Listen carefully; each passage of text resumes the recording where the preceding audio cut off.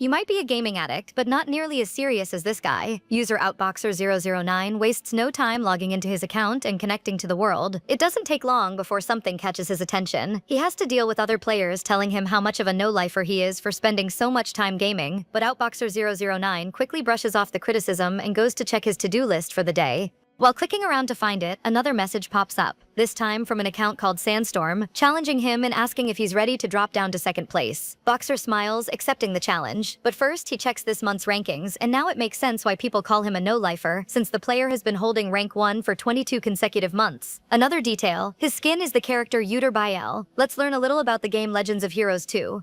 Despite having been released over 10 years ago, it's such a well-crafted game that it still has a dedicated player base. It's a system that lets users select a playable character within the world and nurture those avatars according to their preferences. On top of that, based on the achievements they reach in the game, players are ranked every month. Today is ranking day, and Boxer enters the Hall of Fame with pride written all over his face. He immediately runs into two female players who look like they've been waiting for him. The first to say something is user Cat, rank 95, wearing a Cordelia Chase skin, who teases him and wonders if maybe this month will bring a surprise. The other is the one who messaged him earlier, Sandstorm, also using the same character's skin. She's been at rank 2 for 21 months and says with a smug smile that she'll be at rank 1 this time.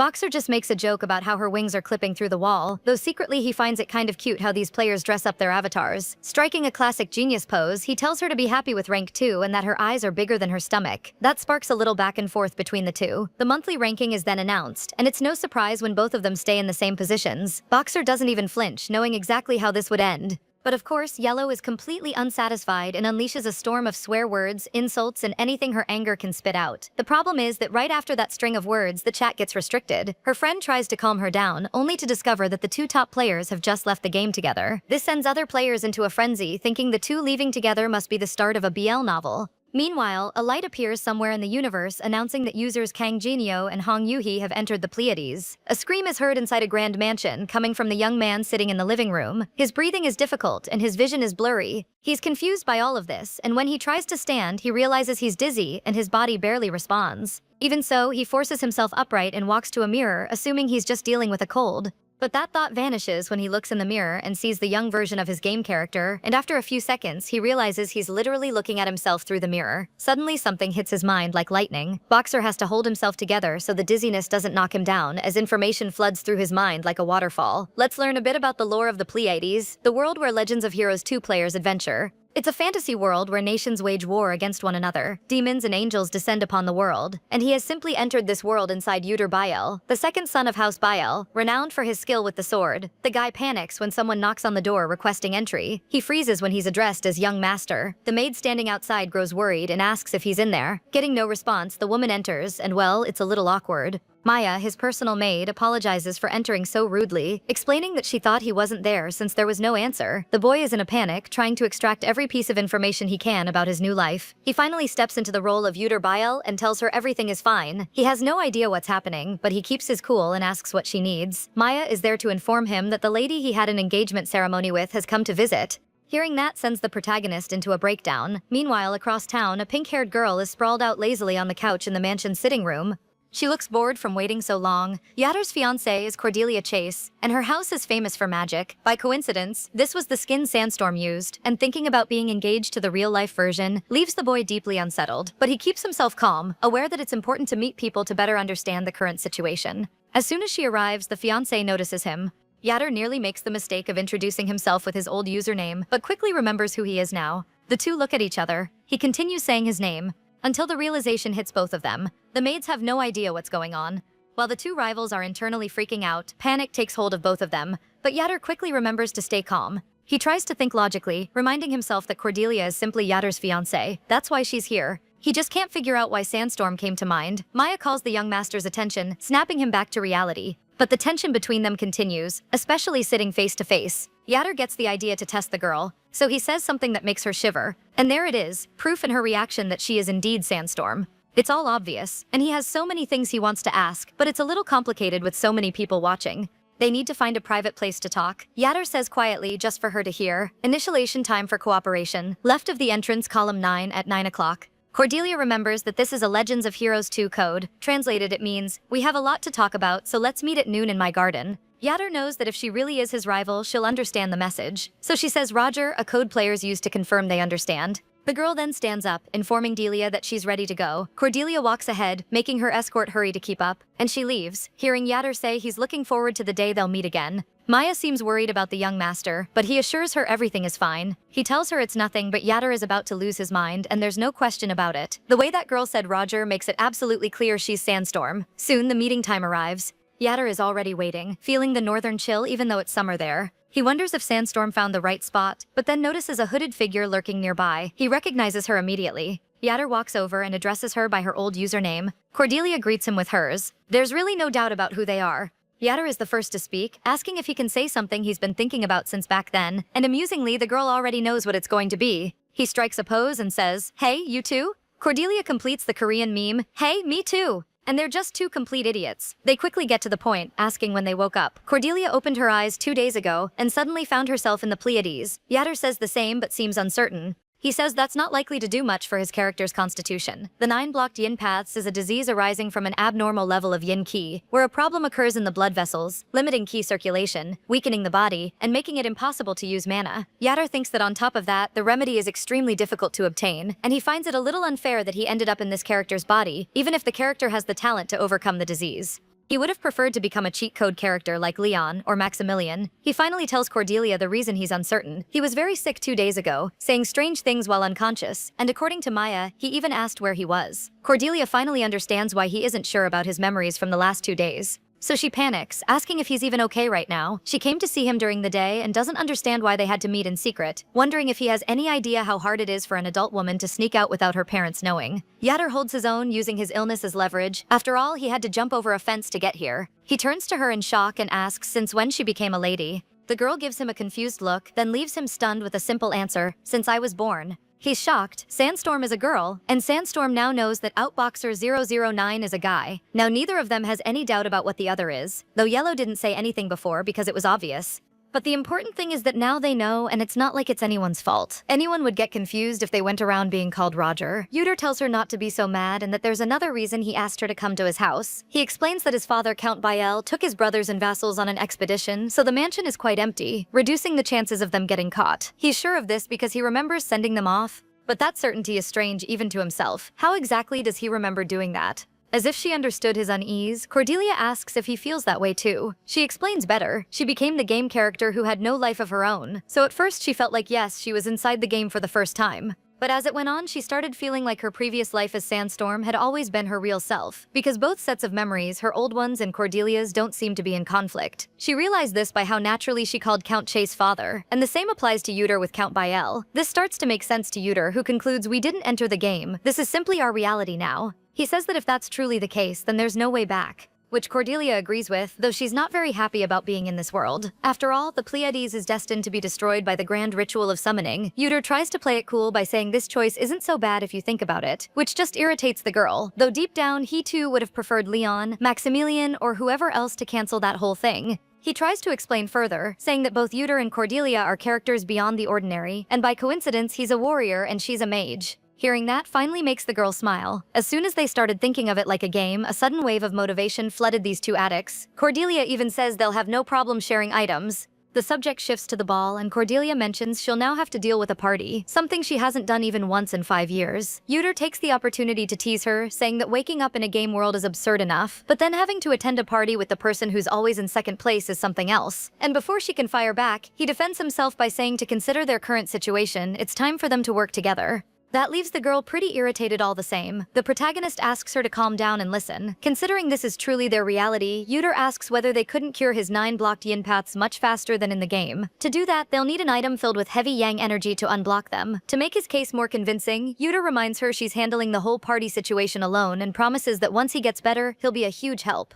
Reluctantly, the girl agrees, but reminds him it depends on finding something like that, and there's nothing like it nearby. But luckily, Yatter knows of one in the Belkane Mountains. Cordelia takes a moment to think, then explodes screaming about the sun necklace, and Yatter has to remind her to keep it down since they're meeting in secret. She then covers her mouth to keep quiet. Cordelia starts speaking again, calling him insane and reminding him that the sun necklace is an item that Lee Gang dropped, so how could two low-level players like them possibly defeat it? Fortunately, the boy spent some time thinking and has a solution. She questions whether he really has one. Yuter puts a hand to his chin thoughtfully and confirms it, then reveals his plan. We're going on a date. Cordelia thinks she must have heard wrong, but Yuter repeats that they're going to ride a carriage and go on a date. And that's exactly what they do in broad daylight. Cordelia steps out of the carriage very excited, commenting out loud about what beautiful weather it is. Yuter walks beside her, agreeing that seeing the beautiful flowers made the carriage ride more than worth it. The boy showers her with compliments, comparing the scenery's beauty to that of his fiancée, much to the delight of Maya and Dahlia, their companions. Yuter pushes a little further, praising the view ahead and inviting her to walk toward it, so the two quicken their pace. Cordelia is already annoyed, making it clear she can't believe what she's doing, but Yuter doesn't care about the insults and asks her to just make sure the others can't overhear them. He also scolds her not to walk so fast before their companions notice they're trying to slip away.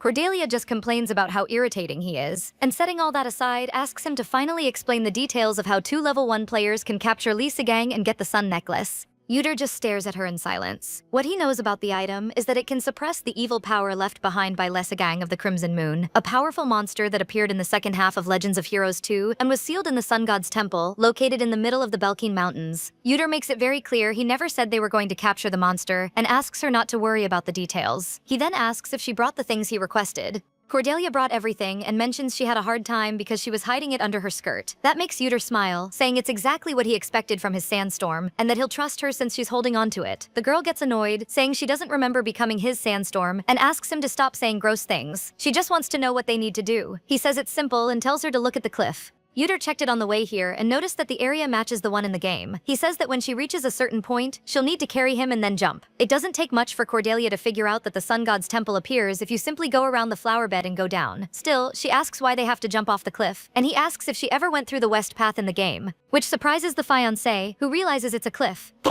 Cordelia turns to him annoyed, saying she already knew that and was just testing him, but this girl can't fool him, since Yuter can see through her lie just by her expression. Using this path is better than the long one, since they can't drag those two companions along. That way Dahlia and Maya can't use magic, making it difficult for them to follow. The boy makes it clear it's dangerous, and so they need to take precautions. But first he wants Cordelia to promise she'll listen to the whole plan without swearing or hitting him. Reluctantly, she agrees. Yuter steps closer and whispers in her ear, after jumping, using the fact that we're engaged, and whatever his suggestion was, it left her anything but satisfied, because Cordelia practically had a meltdown, saying he's gone crazy. Yuter keeps his composure and asks if she has another plan and to be quick about it, since Maya and Dahlia might be starting to notice something's going on. As expected, she has absolutely no idea and is quite embarrassed by his proposal. In the end, after a swear word, Cordelia gives in, so the two gaming addicts join hands. Meanwhile, just as expected, Dahlia and Maya are out looking for their respective charges, and Yuter is in Cordelia's arms as she carries him and uses her abilities to leap to the other side.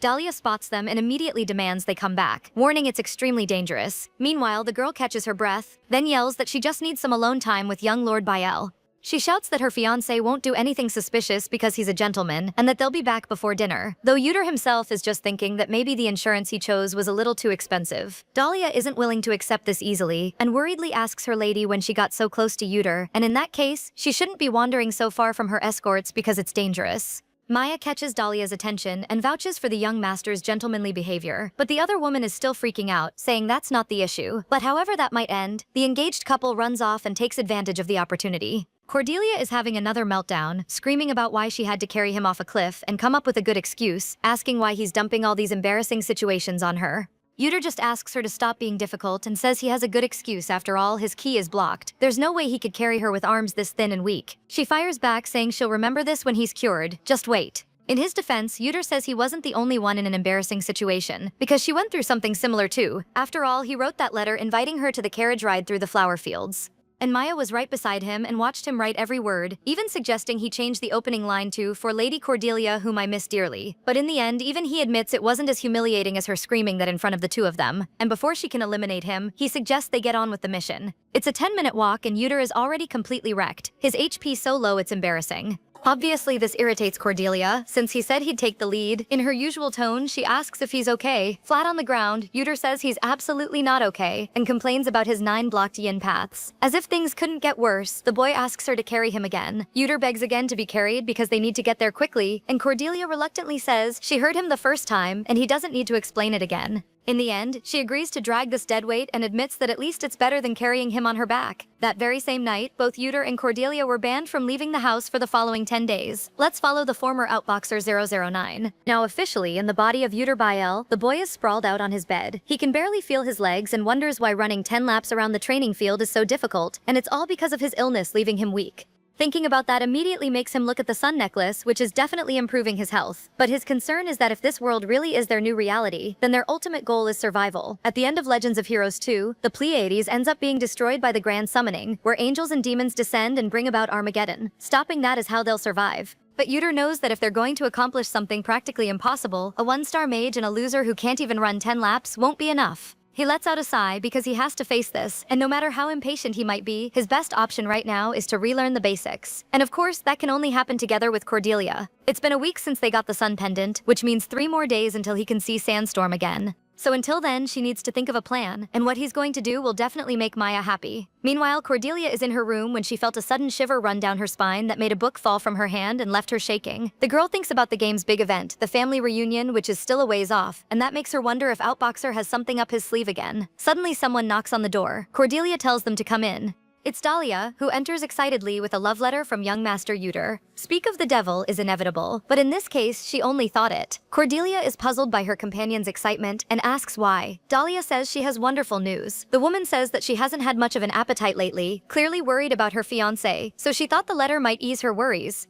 But the truth is that now Sandstorm can eat all the desserts she couldn't buy before, and that's what's been filling her stomach. Dahlia also takes the moment to apologize for yelling on the day of the picnic. She explains that when she saw the girl clinging to her fiancé and jumping off the Belkine cliffs, putting herself in danger, all she could think about as her guardian was how worried she was and that her job is to protect her. However, she finally came to understand that the girl found true love, and reveals that Maya taught her a lot that day, which of course irritates Cordelia to no end. But Dahlia is too lost in romantic clouds to notice, and comments about the young lord having once again sent a letter like this when he invited her for the carriage ride, so she can only imagine the sweet words inside. Cordelia just wants to be done with all of this. As expected, the letter begins very warmly, and Dahlia thinks her reaction is from being lovesick. Cordelia keeps reading, praying there's no idiotic poem in there. But soon the words catch her attention. The last line is a secret note, and she understands the message refers to the Temple of Varuna. Varuna is the goddess of silence, protector and overseer of secrets, from small lies to state secrets that can be safely revealed in the temple's confessional. Her temples were built across the continent, even beyond the kingdom.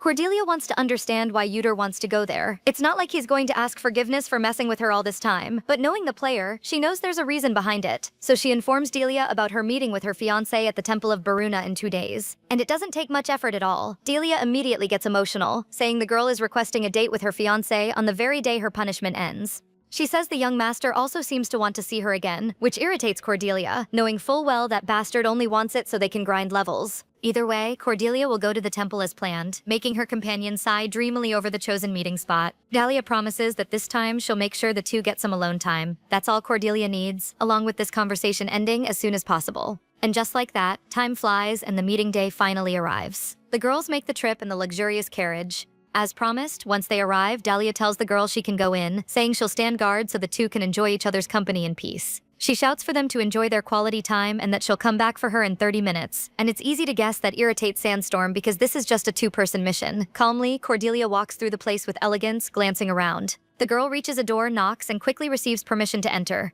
Yuter is already there waiting and doesn't miss a beat making a joke, saying she arrived right on time. With a look that could curdle milk, Cordelia asks how he managed to get this room to himself. She half suspects he bothered the priest to make it happen. Outboxer is offended by that reputation but admits he obviously bribed someone, after all he's a count's son. She replies, I can only imagine how surprised your father would be if he heard a 17-year-old say something like that. But changing the subject, Cordelia goes straight to the point and wants to know why they're here, since she didn't notice anything interesting. Yuter says, you think I wrote that letter to bring you here for no reason? He wastes no time revealing that there's a hidden event here. The girl is completely stunned. After all, there was nothing about a secret event at the Temple of Baruna on the game forums. Hardly convinced, Yuter says with a smile, that's because he's the only one who knows about it. He didn't want to post it publicly because he worked so hard to find it. Cordelia corners him, pointing out that he doesn't post game strategies on fan sites, but he only shares things people already know, asking why she shares everything so freely. And Cordelia really is someone who overshares way too much. The girl freaks out, saying she knew something was off. And she understands why she could never reach the top no matter how hard she tried. Yuter is right not to be naive enough to give away all his secrets. But Cordelia quickly wants to change the subject and asks more about this secret event. She asks if he called her there to get another item that would only help him, like the sun necklace. Yuter lets out a small laugh. After all, it was her who was leveling up by firing magic missiles at Lisa Gang. He explains that this time it's something for both of them, a dungeon book hidden deep in the temple's library. This item transports whoever opens it into a dungeon, usually an imaginary one, but sometimes they can get sent to a real one. He explains that the reward for clearing the dungeon is a martial skill book and a magic skill book. He's done this before and received his prize, but never as a mage, so he has no idea what she'll get. Cordelia thinks it over, grasping the implication. Yuter completes her reasoning, saying she will be the first mage to complete the hidden imaginary dungeon at the Temple of Baruna. Knowing she'll be the first is way too convincing for the girl. At least she'll be first at something. She quickly gets excited, wanting to know where the book is, and Yuter points to the one sitting right beside him, which he grabbed before she arrived. Cordelia is pleased, even saying something like, "This is the outboxer I know," and she's ready for this new adventure. Yuter is too.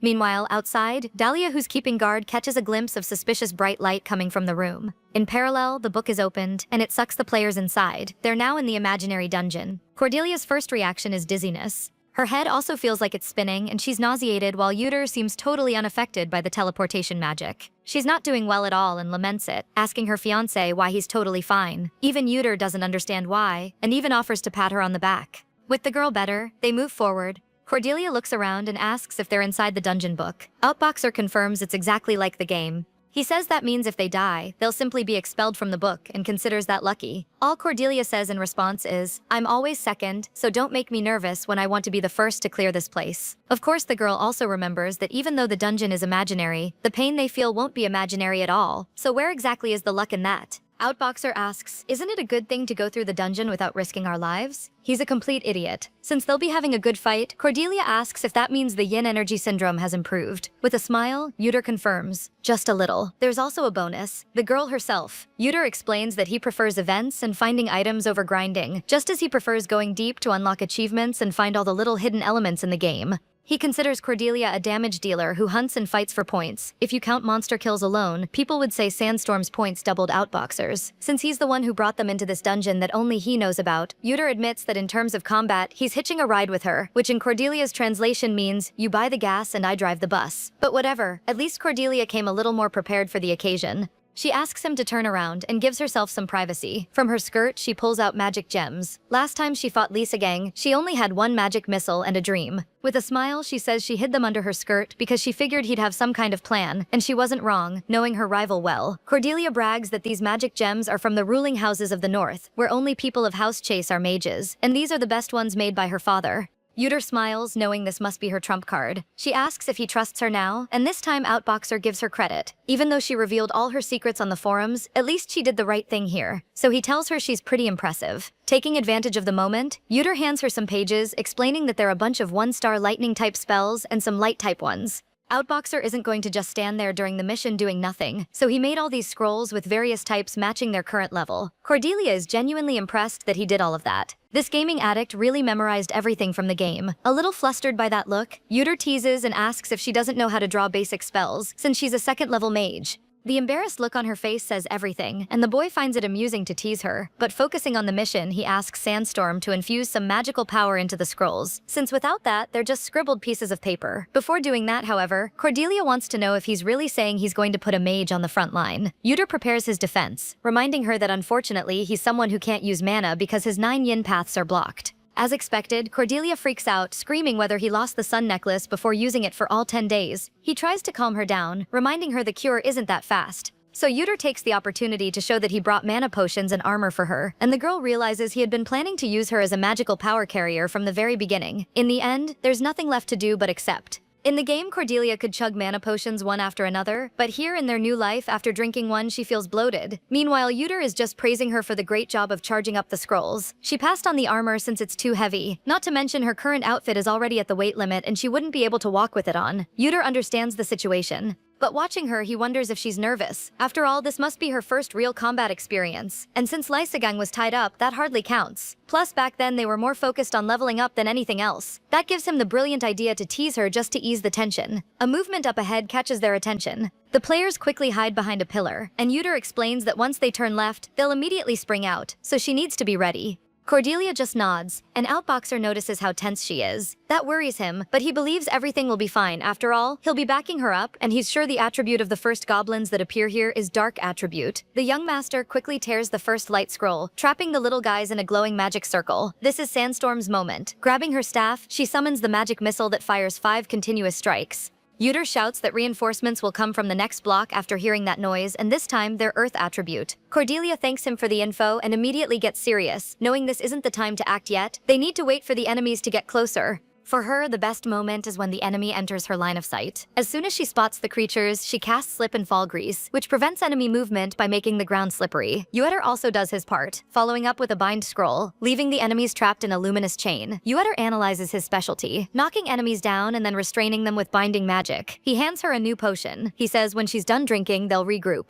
Because unlike that time with Lisa Gang, these low-level monsters need to be exterminated for the experience to flow, and in that moment, Cordelia wishes she had a double EXP potion before having to do all of this. Soon the hits start flowing in and they level up, and that's how they spend 5 hours in the dungeon. By now, Cordelia is very tired. In the game, you only needed to click a lot, but now this is real life. Her legs hurt badly, and all the jumping only makes it worse. Yueter has the impression he's heard something like this before. A little awkwardly, the boy asks if she's tired and suggests they rest along the way, but he makes it clear a lot of time has passed, and since it's her first time in real life, it can be overwhelming. Cordelia goes quiet for a moment. She finds it irritating that her first real training is like this, and also why is he asking when he already knows it's hard? For starters, reaching this level is already a miracle, because based on the level and high attributes of the monsters, this dungeon's difficulty must be very hard. Yet the hunt is going smoothly, so she doesn't understand why he's being a crybaby. Yueter also came prepared with a map and information. His knowledge of monster weaknesses, attributes, and terrain is flawless. Not just dungeon strategy, but also his magical support is well thought out.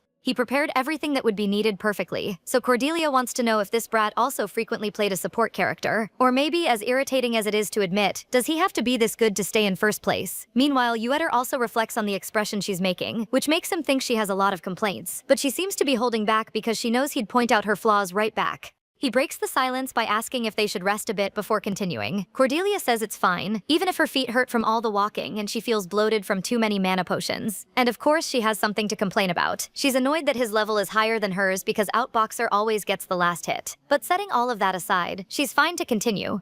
Playing dumb, Yueter says that's just how it's always been, but landing in second place again must be really getting to her. Since everything's fine, they move on to the boss room. They press forward and naturally keep bickering with each other. Changing the subject, Cordelia realizes they've been in the dungeon for a while, and wants to know how much time has passed in reality. She doubts time flows the same way. By Yueter's calculations, 20 minutes in the Temple of Baruna's dungeon book equals 1 minute in the outside world. So by that math, only 20 minutes have passed out there. Cordelia's concern is that since a lot of time has passed and Dahlia said she'd come back after 30 minutes, she wonders if everything will be okay. With his usual smug smile, Yueter says that's something she won't need to worry about. They're standing before a great gate with walls covered in crimson stained glass. Cordelia is mortified by the sight of this wall that might as well be screaming, "The boss is behind this wall." And the boss is a furious wolf, which kind of breaks her expectations. After an endless swarm of goblins, their boss is just a furious wolf. And this monster has a lightning attribute, which is something new there. Yueter confirms it, explaining that not only does it have that, but it's also fast. So this time both of them will need to keep moving non-stop. And there's something else. Running out of patience, Cordelia wants to know what it is. He says that before he gives the signal, she shouldn't attack. She should just focus on dodging. That makes her accuse him of planning to steal the last hit again. But Yueter says he can't do that against a boss they have no guarantee of defeating even working together. And that's basically the confirmation she needed, that this bastard was stealing last hits on purpose. But calming down, Cordelia wants to know if this wolf is different from a normal furious wolf. After all, there must be a reason he's telling her to wait. Yueter stands up after pulling some scrolls from his bag and says, "It's nothing like that, it's just that there's something I need to prepare first." And finally, they step through that gate, coming face to face with the level 17 Furious Wolf. The creature locks eyes directly with Yueter, which doesn't go unnoticed by Cordelia, who teases him about it. Yueter immediately understands that the wolf plans to attack him first. As soon as he finishes speaking, the monster starts moving toward him. Just as expected, the beast charges. Yueter dodges it nimbly, moving quickly out of the way, and then gives the signal to Sandstorm. Cordelia tears 2 scrolls at once, saying she already knows wolf-type monsters are idiots that can only attack in a straight line, so now it'll have to experience 2 restrictions at once. It's caught by the double bind and the grease. With those limitations, the creature slams face first into the ground.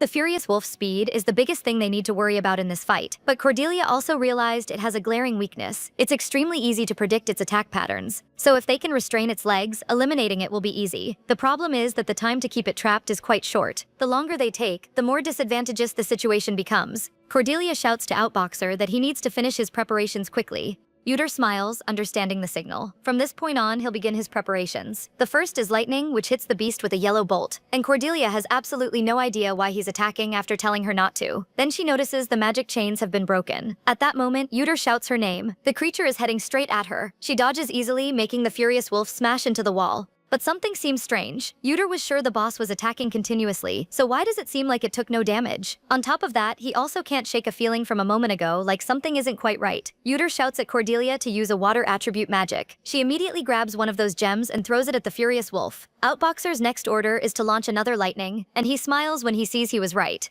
As expected, the combination of the two works better, so they just need to do it a few more times. Though Cordelia looks at him and thinks he's only feeling smug because she's irritated seeing him so hyped up on his own. Another lightning is launched, and somehow that feeling keeps nagging at Cordelia. Something just doesn't feel right. Cordelia recalls the earlier conversation with Yuder where he mentioned the boss has a lightning attribute, and that makes the gears in her head spin fast. They're literally attacking the Furious Wolf with lightning, the same attribute it has. Cordelia watches carefully at what's happening. She also observes the final boss. The monster seems to be going through a transformation, getting even more terrifying. That's when Cordelia realizes that no matter how many times they hit the monster with lightning, the only thing it seems to do is fuel it and charge its power. Yuder looks proud that she arrived at that conclusion. It's inevitable that she gets irritated when she realizes what the boy was preparing was to power up the boss. Outboxer finally reveals his knowledge. Defeating an awakened Furious Wolf is the hidden condition required to obtain a rank B skill book. He even laughs to lighten the mood because what fun would it have been to warn her beforehand. But judging by Cordelia's face, facing the boss seems more appealing than dealing with him.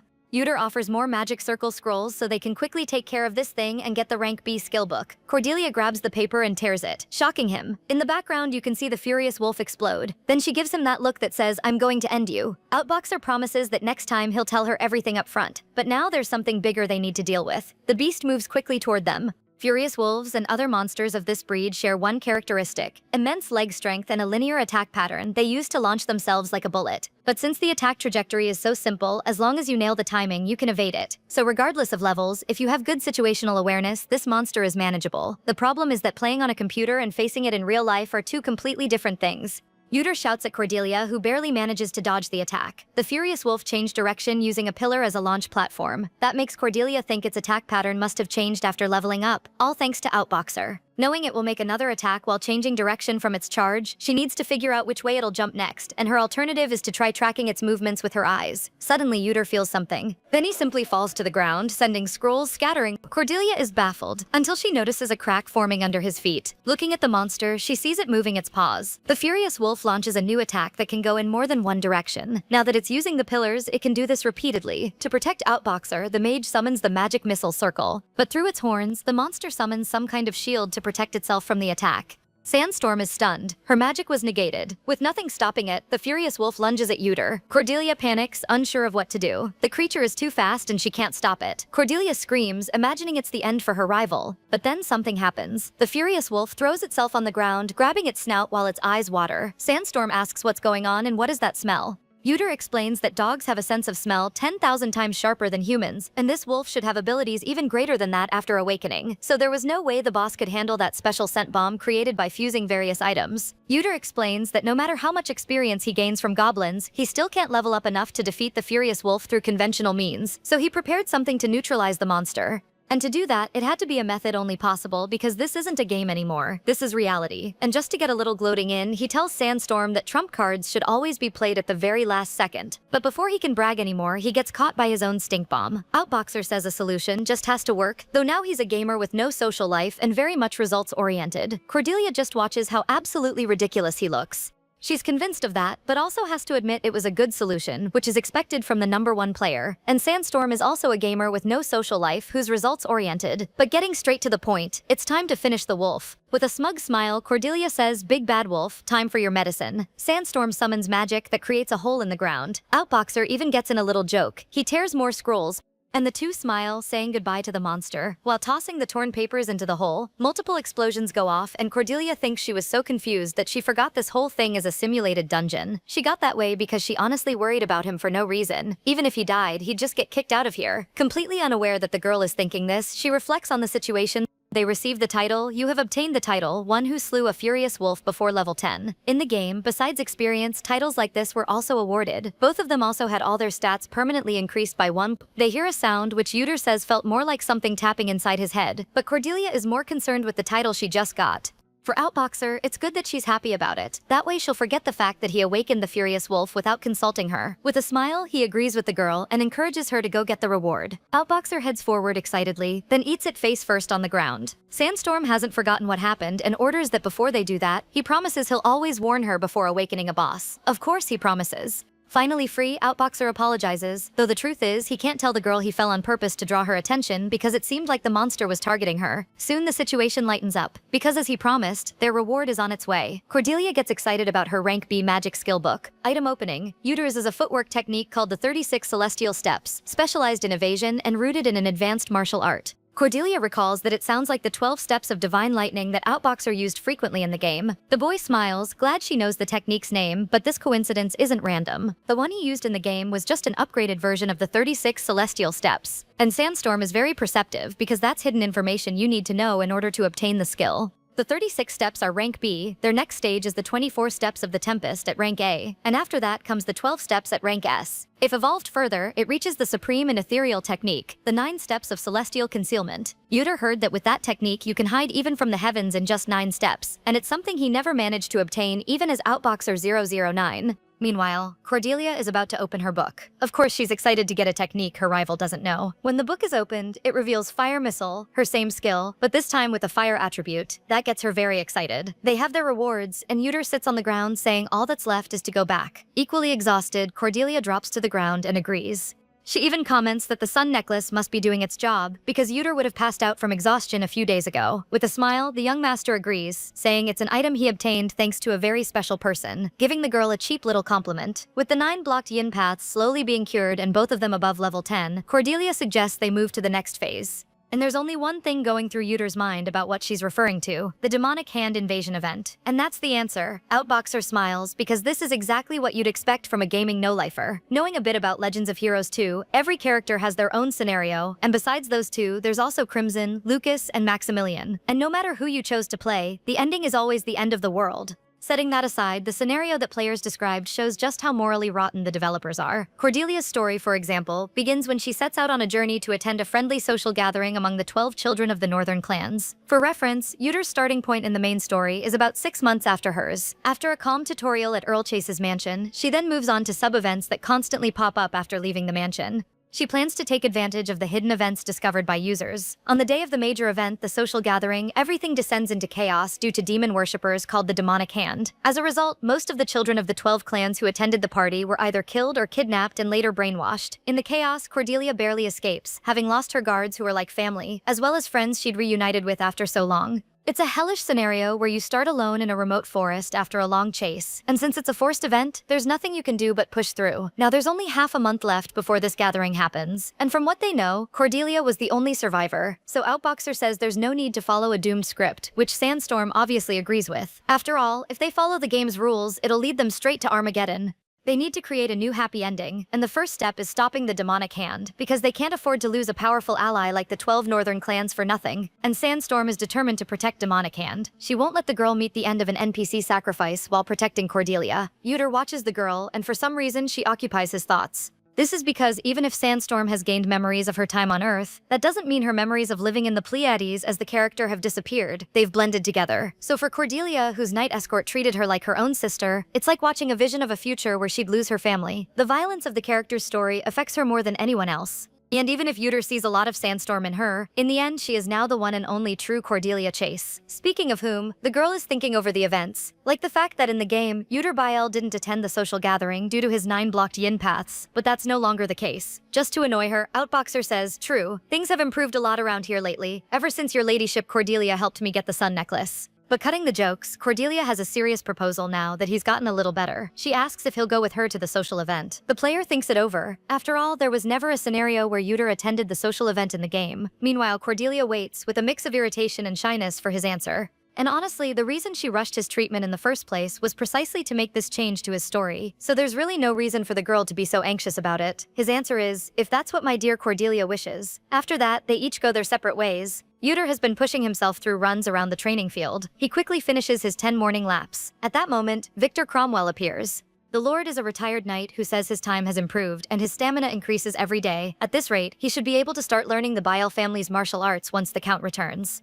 Yuter replies that he's looking forward to it. Victor watches the boy, thinking about the dazzling expression on his face, even while drenched in sweat, while Yuter enjoys the texture of the towel, which feels exactly like the ones back on Earth. The knight gives the young master one more look, thinking it's as if he's forgotten the pain caused by his illness. So driven is he by his eagerness to learn. With compassion, he says there's no need to feel frustrated or disappointed in himself for starting later than most others. That with his talent, he'll be able to make up for his slow start in no time. And like a father, he asks if he understands what he's saying. Yuter says he does. With tears in his eyes, Victor thinks about how the young master used to be so frustrated by his blocked yin paths, and now he's improving every single day. To the knight, he is the true blessing of House Bile, and he only wishes the Count could return home and see his son's brave face as soon as possible. Outboxer, meanwhile, is unbothered, knowing that Yuter is a martial arts genius, and the fact that he started later than others doesn't even count as a penalty. Suddenly, someone comes running to call the boy. It's Maya. Yuter asks what happened and why she's so surprised. The girl is in tears. It takes a moment for her to calm down. Then she says, correspondence has arrived from the Chase County. Even Victor is intrigued that Cordelia wrote to the young master. Outboxer, however, is worried that something happened. To his disappointment, Maya says it's not from the girl. It's actually a letter from her father, Count Arthur Chase. That sends the boy into a panic. And then Yuter has to go to the Chase County. He has no idea how he got there. Outboxer can't even remember the letter properly, saying he should visit them to discuss the recent actions he and Cordelia took together. But he's so nervous that he can't remember anything. For him, this was so unusual that it makes him think he's losing his mind. After all, what kind of person was Count Chase? From Cordelia's story, you can tell he was a softie, and maybe that's why he called him there. Maybe he wants him to explain why he ran off with his daughter to the flower fields, or why they were caught having a secret meeting at the temple right after the house arrest was lifted. Many possibilities flood his mind. The boy is snapped back to reality when Maya calls him. She says there's no need to be nervous, after all they're officially recognized fiancés by both families, so a small deviation from the norm shouldn't be a problem. Yuter notices her voice trembling. But even he has to admit that Maya has a point. Maybe Arthur just wants to meet his future son-in-law in person. But then it hits him. This will be his father-in-law. And that's when Yuter spirals, wondering what he should say and whether he should ask for his daughter's hand. Once again, someone calls him. This time it's Dahlia. She's there to escort him to the sitting room. Yuter asks about Cordelia and learns that his fiancée doesn't know yet that the Count called him over. Now he's in trouble because there's no time to work out a plan before walking into the boss's room. Once they reach the big golden door, Dahlia knocks, announcing that the young master has arrived. The door opens for him to enter. Meanwhile, let's cut to a camp full of knights discussing how the cold days have been causing monsters to appear at multiple points. A blue-haired boy hopes there's been no damage to the city. Alex Bile, one of the 10 great sword masters, says that's precisely why they're on this expedition, so they need to take out as many monsters as possible before heading back. Curious, his son asks what he's looking at. He explains it's information Victor just sent over, so he's still reading it. The letter talks about how Yuter is not only visibly healthier, but it looks like he could start practicing martial arts at any moment. It also mentions that he hasn't fully recovered yet, but thanks to the sun necklace he and Cordelia found, he's gradually getting better. The son gets excited at the news and says that meeting Cordelia was the luckiest thing that ever happened to his brother. Alex smiles and says if Arthur heard that, he'd be happy. The boy asks if they've rested enough. So the Count says he shouldn't push his subordinates beyond their limits just because he's in a hurry. Gale knows that, but he just wants to be 1 second faster so he can see Yuter healthier. He just wants to know his little brother is okay. Meanwhile, Yuter is having a terrifying encounter with his father-in-law. The two are seated for a pleasant chat over tea.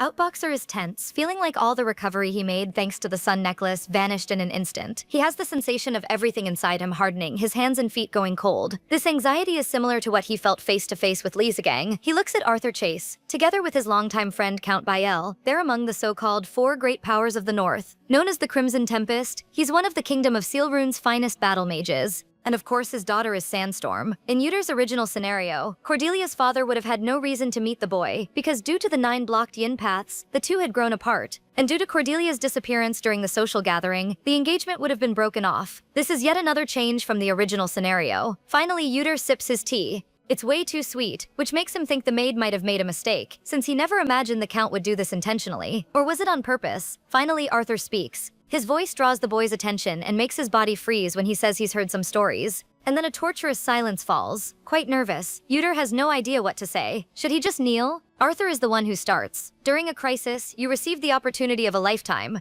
More calmly, Uter confirms that he was lucky enough to get the sun necklace, and hands the item to his father-in-law for a look. Arthur examines it and explains that this is the religious order's greatest treasure. This relic is a once-in-a-lifetime opportunity, and just holding it like this, he can feel the yin energy radiating intensely and continuously. Meanwhile, Uter notices the man isn't saying much about the crisis itself, and thinking about the fact that he's a mage, wonders if he's more interested in the item. Arthur says, to think this item radiates so much yang energy, everything else would now be useless. That makes Outboxer stare at him, confused. The Count places a small box in front of him and says that since he brought it over, he may as well give this in return, leaving the boy even more nervous. Arthur just says he's just telling him in advance and that it's not a big deal, and barely a proper thank you makes it out of the boy's mouth. Uter hurries to see what's in the box. As soon as he opens it, a strong light hits him. This is the Extreme Yang Pill, which radiates yang energy and is one of the ingredients for curing the 9 blocked yin paths. Outboxer is completely stunned, but quickly composes himself and thanks him for the item. Arthur turns serious again, ready to share something else he heard. He asks if it's true that in the moment they fell off the cliff, Princess Cordelia really carried him and jumped. Uter confirms it, and of course won't mention she also carried him on her back. Arthur clicks his tongue and calls him a pathetic weakling, leaving the boy confused.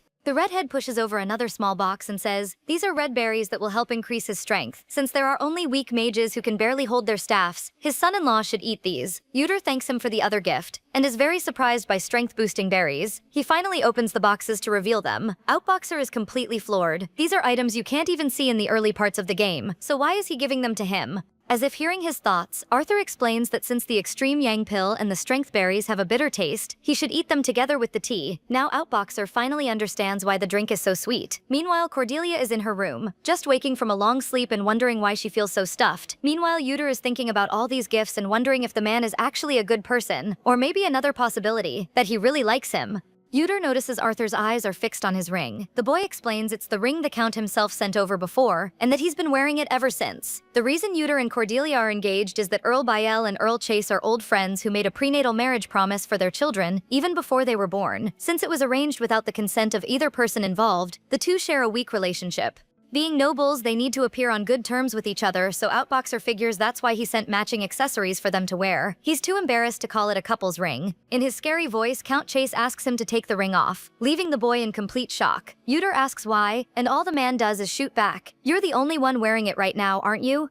Pausing to think, he's never actually seen Cordelia wearing a ring. Arthur explains his daughter said she accidentally lost it, but it's fine. He already had new ones made for both of them, so he asks him not to complain and to just let it go. Knowing that girl is Sandstorm, of course she threw it away. Yet Uter just smiles and agrees. He'd been wondering what was going on and was quite nervous, thinking the man might cancel the engagement. But now he understands. Arthur is simply someone who has difficulty expressing his feelings honestly. Now it's kind of obvious, and it really proves that Cordelia is his daughter. Arthur has one more thing to say. He heard that Uter will be joining his daughter at the social gathering. Uter confirms it, calling him father-in-law, which leaves the man visibly stunned. Count Chase even tries to hide his flushed face, and says seriously, I don't know if you'll be able to handle the long journey with that frail body of yours. You'll need plenty of energy for that. And Outboxer immediately understands. It's a cue to eat the energy berries. After that conversation, Arthur dismisses the boy. Uter bids him farewell. With everything he ate, the protagonist feels very full, but in exchange, he's well energized. It's a good feeling even with the stuffed belly.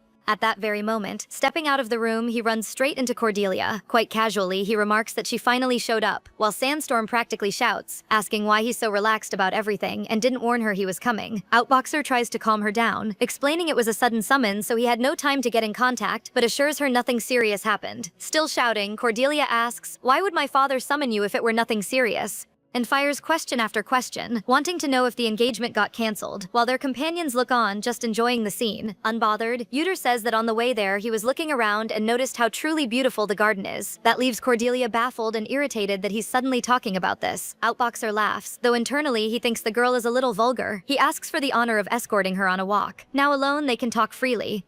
Sandstorm asks about what her father gave him. Outboxer explains that Arthur gave things to make him stronger so he could carry her. That's the grossest thing the girl has ever heard, and she fires back that she has her own legs. Yuter explains it was because of the escape through the flower fields. He says the problem didn't seem to be about the running itself, but rather the fact that Cordelia was the one who carried him, and she realizes she was worried for nothing. Yuter assures her it wasn't a big deal, and realizes just how much those two resemble each other. At most, Cordelia inherited only her mother's physical appearance. The boy recounts how the meeting with the Count went, how much he made him eat until his stomach feels like it'll explode. And of course, Cordelia fires back by saying now he knows how she felt chugging mana potions in the dungeon. Suddenly she stops. Yuter gets worried right away and asks what happened. Cordelia explains that the dark circles she always had have disappeared, a clear sign that his condition is improving. The boy notices just how surprisingly observant his rival is to pick up on things like that. And to make it worse, she's standing very close. He quickly changes the subject, telling her that it's Count Biel's turn to return. He should be back within 10 days at most.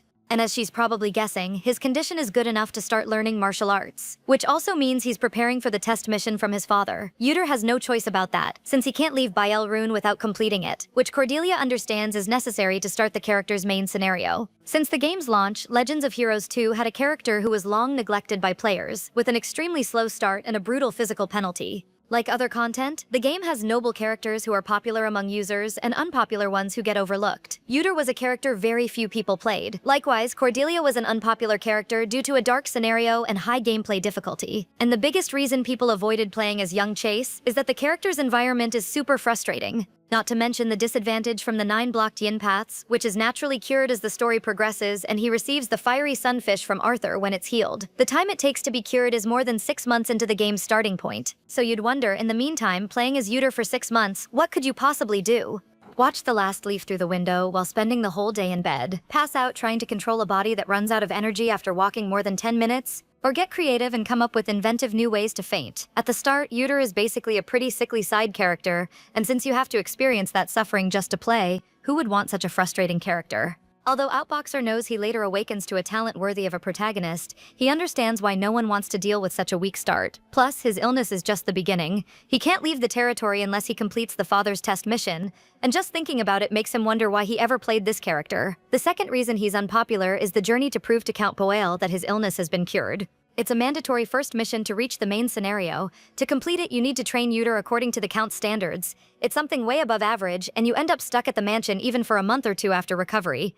And there are no shortcuts to get around it. You need to do 100 sit-ups, push-ups, and squats, plus run 10 kilometers every single day. Cordelia asks if that won't take too long and whether he'll be able to attend the social gathering. That makes Yuter think of something. He grabs the sun necklace and says thanks to it, there shouldn't be any problem. But the girl reminds him that this is an item with only a 3% drop rate in the game. Still, it's a very high-level item, so Yuter asks if she doesn't think they've already had great success obtaining something so rare. The Count Chase himself said it was an incredible stroke of luck, so Cordelia admits he has a point. Plus, Yuter got an unexpected gift from visiting, and she herself noticed how healthy he looks. Cordelia asks if he's saying he already meets his father's standards. With a smile, Outboxer says, I have you, catching her completely off guard. All flustered, she immediately asks why he's smiling like that. Meanwhile, their companions just enjoy the view, so a week passes. In the morning, someone knocks on Cordelia's room to ask if she's awake.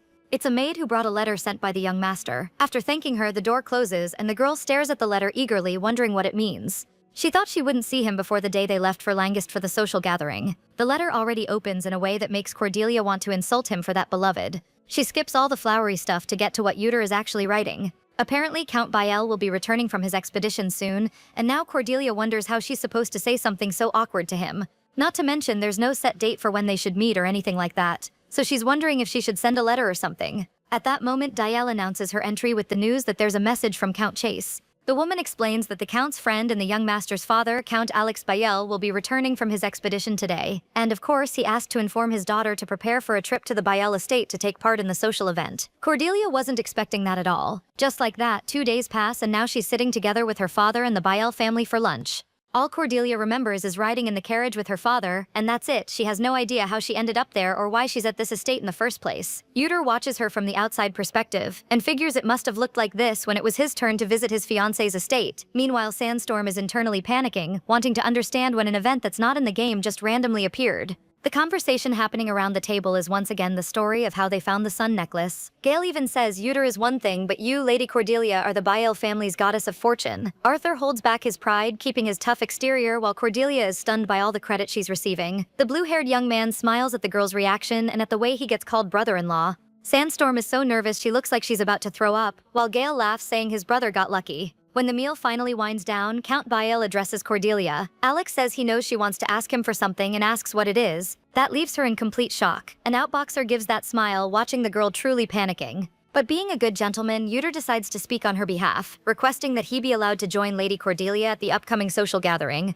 It's known this will take place in the merchant city of Langist. Gale knows this from having attended a few years back and supports his brother going, since the party is being held for those of the 12 clans who are still minors. Alex says that Uter being a Bael gives him the right to go and that appearing should be customary. However, he makes it clear he finds it hard to believe that someone like him, who has never held a real blade in his hands, could leave the land where he was born. The two players communicate without words, just glances are enough. Outboxer is essentially, get ready, we've got a foot in the door. While Cordelia is, I don't want to do this. Are you sure it'll work? But how do you know unless you try, right? Alex says the Bael family takes pride in its martial prowess and can only grant permission to leave home if he's strong enough to protect himself. That's when Cordelia steps into play, calling out to her father. All attention turns to her. Reluctantly but very convincingly, the lady pleads for her wish to go to the gathering with the young master, even breaking through Count Bael's stern exterior. Alex still tries to argue that his son was bedridden until recently, and Arthur provokes his friend, asking if he has no cure for that old-fashioned temper of his. So the redhead brings up the sun necklace, a relic of the Order of the Sun God. Historically, he says it was an item once held by Garius, one of the most famous paladins in the god's service. He asks, don't you think it's a coincidence your son just happened to get his hands on this necklace? He acknowledges that the boy still has room to grow but believes he's already proven himself more than enough, in his own eyes at least. All Alex can say to his friend is that saying this in front of the children will make him look like someone stuck in his old habits. Meanwhile, Cordelia is looking at him with those sparkling eyes, asking if he'll let her fiancé come along. And Arthur gives Bael that look, basically asking if he's going to deny his daughter to the very end when she's right there pleading. That full-force attack left Alex flustered. Count Bael mentions what Victor told him about Uter being in good enough physical shape to learn martial arts. He then surprises both kids by suggesting starting lessons that very afternoon. With a gentle smile, the master says, I'm a quite strict teacher. You'd better keep up, Uter. The two old friends start poking fun at each other. Meanwhile, Sandstorm and Outboxer are whispering to each other, shocked that Count Bael is going to teach him personally. The shock of this development is that it never happened in the game, which makes them think it might be a bonus reward. After all of that, the engaged couple finally gets a moment alone, and they're both euphoric over how things turned out. Uter is excited that not only did the necklace work, but he also made a good impression on his father-in-law. They didn't even expect the redhead to take their side. For him, it was truly incredible. With a smile, he says he thought it would be just an uncomfortable event that would end quickly. But who would have thought his own father would be the one to train him? Cordelia looks at him, thinking she's certain the boy is genuinely happy that Count Bael will personally train him. But it's also obvious he's also excited to experience an event that didn't happen in the game, a high-level mindset that appreciates new events. Cordelia teases him, asking about the father training him, and then suddenly saying, doesn't help, I'll have to ban you from leaving due to the blockage problem. But Uter is confident it'll work out, especially now that he's learned the 36 celestial steps. Outboxer says that if it really fails, she'll be the only one who suffers, wishing her good luck playing the main scenario alone. And Sandstorm teases back, asking if he wants to die before the end of the world. But Cordelia doesn't have time for that argument and tells him not to hurt himself trying to push past his limits. That leaves the boy speechless. All he can manage to say is that she really takes after her father, and of course she does. Who else would she take after?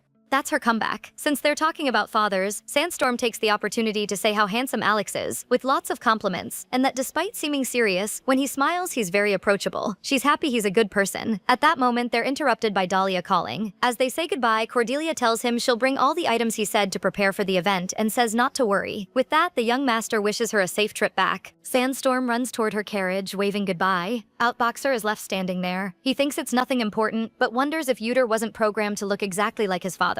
The boy is left speechless, with his faithful companion Maya beside him. Lamenting that he can't think too much about this, he makes Maya think he has a headache, but he denies it, saying he's fine. After that, 4 days pass, and they're at the Bael estate. The two gaming addicts are exhausted because in the meantime they've been training hard at their respective homes over the past few days. Uter asks how the training went and if she saw any results. With a smug smile, Cordelia says she'll show him out in the valley. At that moment, Arthur interrupts the lovebirds. Outboxer switches to gentleman mode, saying he's extremely grateful she came to Langist together with his fiancé, and Sandstorm forces herself to look enthusiastic. It doesn't take long for Delia to announce that preparations are done. Both fathers and Gale are there to wish the kids a good trip. and the kids excited say their goodbyes too, and so both of them departed on a new journey. Their companions are also getting along well with each other. Now that it's just the two of them, Yuder wants to confirm there'll be no hiccups, and immediately asks if she brought all the requested materials. Cordelia confirms, saying she hid everything in her bag and under her skirt this time, so there's nothing to worry about. She says, if you don't know, don't be like a newbie who doesn't return favors, and also hands over the magic medicine and the towel he asked her to bring. She already figures the boy plans to draw a magic circle on the bottom of the towel, and worried about the carriage rocking too much, she asks if he'll get carsick.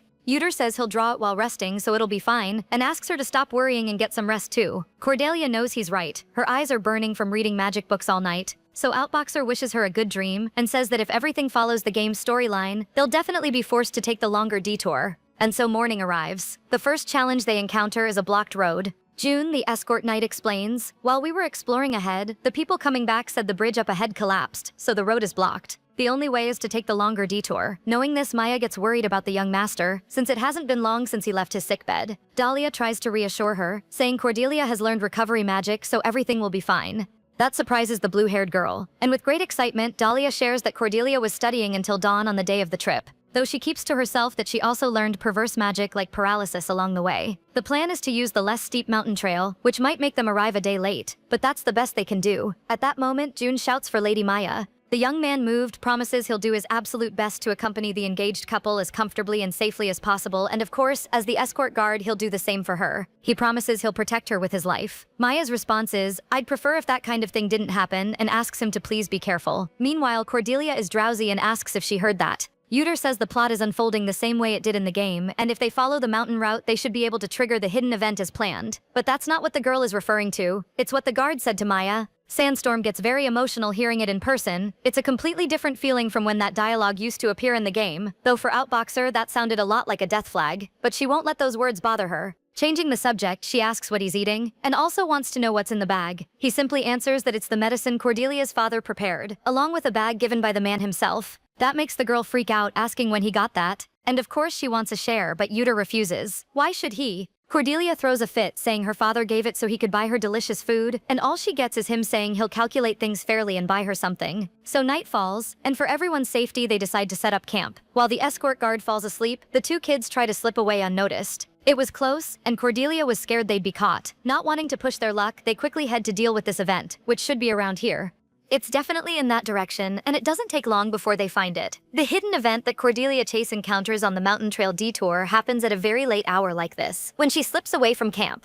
Being her first experience traveling on difficult roads in an uncomfortable place to sleep, on top of the pressure of meeting the heirs of 12 noble families and the responsibility she feels as the youngest daughter of House Chase, for several reasons, the character needs some time alone to clear her head. So she goes to a stream to wash off the sweat. And what she found at the stream, away from everyone else's eyes, was a moon so bright that not even the stars could shine through it. After seeing such a beautiful sight, Cordelia began to sing, and the sound of the song slowly spread across the frightening stream. A mysterious being then appeared before her, reacting to her voice, and the rest of that was left unwritten. Because of this fairy tale scenario and the musical atmosphere the character experienced, it might seem like just a pretty service event, but it's jokingly called the central element for Cordelia players because the reward is incredible. With that context, Outboxer looks at her and says only she can do this. And apparently Sandstorm is not thrilled at all. She's really not in the mood for this, but Yuder encourages her, reminding her that only she can do this. And on top of that, there's that great reward. Neither of them is thinking about quitting after this, so without any doubt, the girl agrees. Yuder came fully prepared, having brought a swimsuit for the occasion. He expected to finish drawing the magic circle on the towel during the car sickness break in the carriage. Even without any enthusiasm, she's going to do this and will nail it perfectly, and suggests that instead he should be the one wearing the swimsuit, leaving the boy stunned. Meanwhile, everyone is asleep at the camp. However, Maya ends up waking up. Even drowsy, she's still alert to everything around her.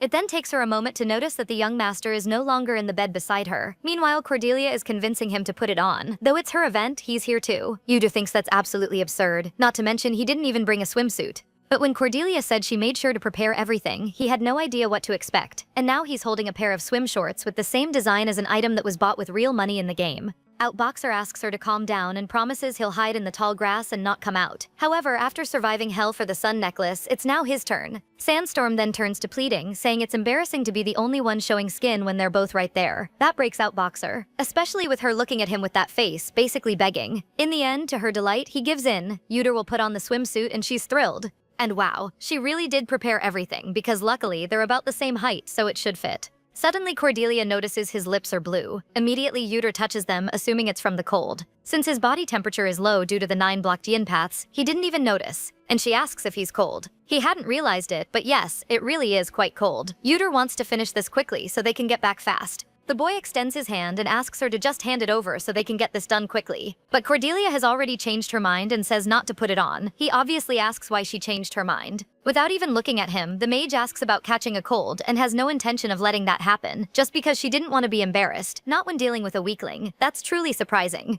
In a burst of temper, Cordelia throws the clothing away, annoyed that she brought it for nothing, completely fed up that it's so cold and that she still has to take a bath in this weather. Meanwhile, Outboxer watches her with a silly smile, realizing that even while saying so many swear words, she's actually quite considerate. To ease her nerves, he says she's not the only one who'll catch a cold and suggests they just finish this quickly. As promised, the young master gives her some privacy and after a while asks if she's ready. Cordelia immediately shouts for him to wait, and gives her usual basic threat of taking his life if he turns around, but soon she gives him the go-ahead to come out from behind the tree. Yuder is about to explain the plan but stops himself. He can't say anything coherent at the sight of Cordelia standing there in just that simple towel. It's like all the words he knows just disappeared. In his thoughts, he knew she was beautiful, but looking at her like this is completely different. Cordelia throws him that threatening look and asks what he's staring at. He denies it, though he thinks Sandstorm is beautiful, but her way of speaking, back to the plan, the girl tells him she's going in the water and asks him to hide again. She gets Roger as a response, which irritates her. The water is freezing, and she thinks the character must have been completely crazy to bathe in this cold. And Outboxer is just hiding over there, hoping she hurries up and sings before they both get devoured by the cold. So Cordelia is ready for this, but she stops before taking the first step. After all, what song did the character sing at this event? It's in Cordelia's memory, so she should know it. She at least remembers the song was about stars. Sandstorm starts thinking hard about it. What terrible luck, she can't remember which song it was for this event. Then an idea crosses her mind. Meanwhile, Outboxer can't believe she's going with Twinkle Twinkle Little Star. The girl gives it her all for that song. Immediately the boy signals for her to stop. What is she thinking? She was supposed to be singing the game's song. Sandstorm whispers back asking what she's supposed to do when she can't remember the song, and besides, she argues that this isn't a game, so there shouldn't be any penalties in real life. Even though she said earlier she'd do it perfectly, this is turning out to be a fail. One thing she's sure of is that it's a song about stars, and it should be fine if it's different, since it's the same person singing. The boy thinks maybe there's nothing mystical about it required, and for some reason finds it cute. Yuder just stays there thinking about it, until something in the sky catches his attention and makes him smile. Very bright lights begin to appear. Cordelia is so focused, singing Twinkle Twinkle Little Star, when she's suddenly surprised by fairies praising her beauty, and they want her to keep singing. The green-haired little fairy questions if she's bathing with a towel, doubting she can get clean that way, but the other one doesn't care about that, only about her beauty. These tiny girls are enchanted by the pink-haired girl's beauty, saying that prestigious things truly are the finest. The green-haired one complains she stopped singing and asks her to finish. They even get hyped to sing along, but since it's a new song, they decide to just listen. Meanwhile, Outboxer is just watching the scene, thinking that just like in the game, these fairies are self-interested. Apparently, Cordelia's appearance mattered more than the song itself, but what matters is that everything went as expected, and now all that's left is for that one figure to appear. If the enemy shows up in the same place as in the story, they'll have enough time to react, but the question is, did they always show up this late? Back to Cordelia. The fairies introduce themselves. The blonde one invites her to play, warning that the queen's nighttime events should be starting soon, and the other says she'll be happy since she also loves pretty girls. They keep talking about her beauty and wondering if it would be okay to bring a human child to the ball. That makes Cordelia think about how selfish and chaotic fairies are, but they're so cute. Sandstorm is about to give her answer about going with them, until suddenly Outboxer notices something, and immediately shouts for her to get out of the water. The little fairies are surprised by the boy, finding him handsome with his snow-white skin, but all Sandstorm can hear is him saying that the bicorn is appearing from a different place, now from underwater. Cordelia quickly turns around. Behind her appears a black horse with 2 horns and very fierce. Her eyes go wide with terror. The bicorn's terrifying eyes glow red. Suddenly, the girl is floating inside an energy bubble. Outboxer sprints toward her, knowing that's the creature's telekinesis. Because of it, her partner can't move her arms or her legs, completely paralyzed. He runs, telling her to get out of there because the bicorn is planning to escape with her, but it's not like the girl can do anything about it. The light above the creature's horn grows stronger, and now Cordelia is even more trapped. She's now being carried away by the level 21 bicorn. Yuder shouts that the monster is trying to take her, but given the situation, it's pretty obvious to Cordelia what its intentions are. She needs to do something to escape. The problem is that with her current magic power, she can't break free from the telekinesis being used on her. So in that case, drastic measures are needed. She simply headbutts the black bicorn. Yuder and the fairies are in complete shock at her act of courage and a little bit of insanity. Even the monster is left speechless. But the worst outcome was for her, because now her head is pounding. It was worth it though, because she's finally free free from the restraints. She dives toward the water, leaving behind her towel and plunging in completely. The fairy gets very worried since Cordelia headbutted the bicorn before falling and fears she got hurt. The worry is clear in Uter's eyes too. He soon spots the towel with the seal and smiles with relief, just as he expected from Sandstorm, so there's nothing to worry about. Meanwhile, underwater, Cordelia is in her red swimsuit, and she's definitely quite sore. Cordelia starts moving through the sand. Soon her magic staff is in hand, and she's ready for the fight.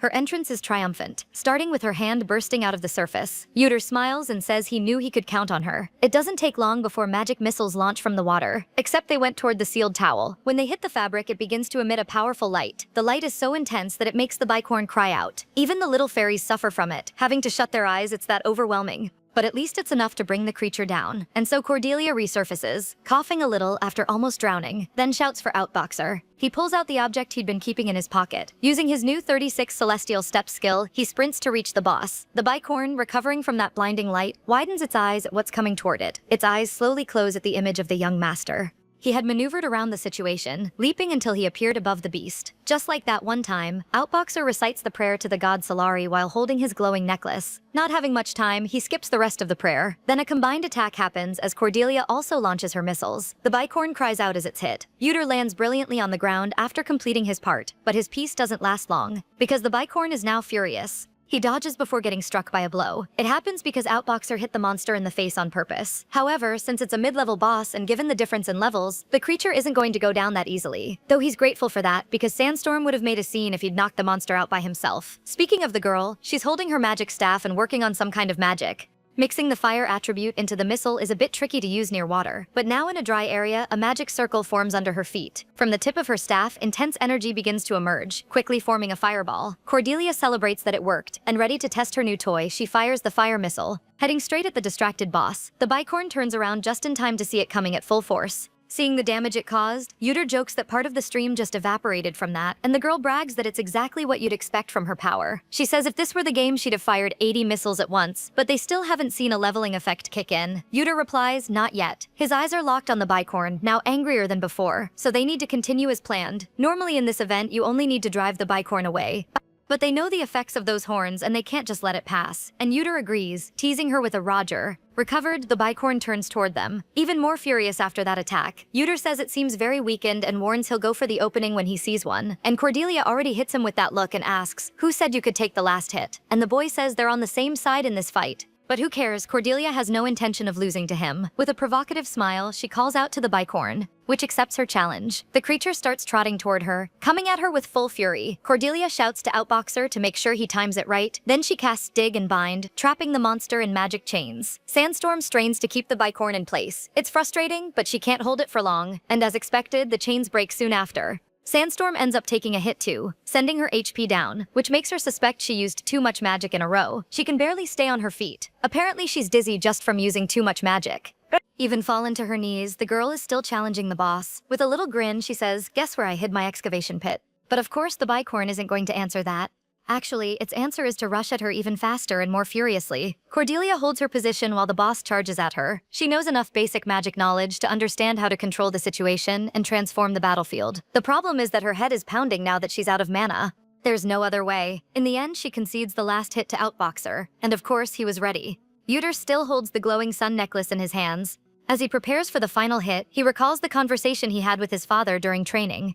Alex smiled, saying it's good to see the boy can move comfortably, exactly as Victor had told him. Uter confirms with a smile, thinking that even though it was just training, his father used only the basic forms of the kingdom's sword style. The Count says his talent in martial arts can truly be called a gift from the heavens. But there's a problem. It's useless if the body can't keep up, and it will be affected by the weight of the sword. Alex surprises him by saying that before letting him leave, he'll give him two things. The first, for general use, he'll teach him the Thunder Pummel. Outboxer is impressed by the demonstration. The Duke named it that because it will strike the target 7 times like a single bolt of lightning. As for the second, it will be quite difficult for Uter to execute, since his body can't properly handle ki. His father says that while preparing for it, he'll be completely defenseless, which ends up being a major disadvantage. But this will be a great power against an enemy that shows an opening. Alex points out that it will be the decisive strike. With that memory, Uter closes his eyes and prepares. Meanwhile, the bicorn is threatening to destroy its target. It's ready to attack Cordelia, who is still on the ground. Uter is no longer in his spot, and the girl is completely calm and smiling, pointing upward. Outboxer had leaped into the air, positioning himself above the bicorn. His hand is charged with a bright golden energy, and it's too late when the boss realizes it.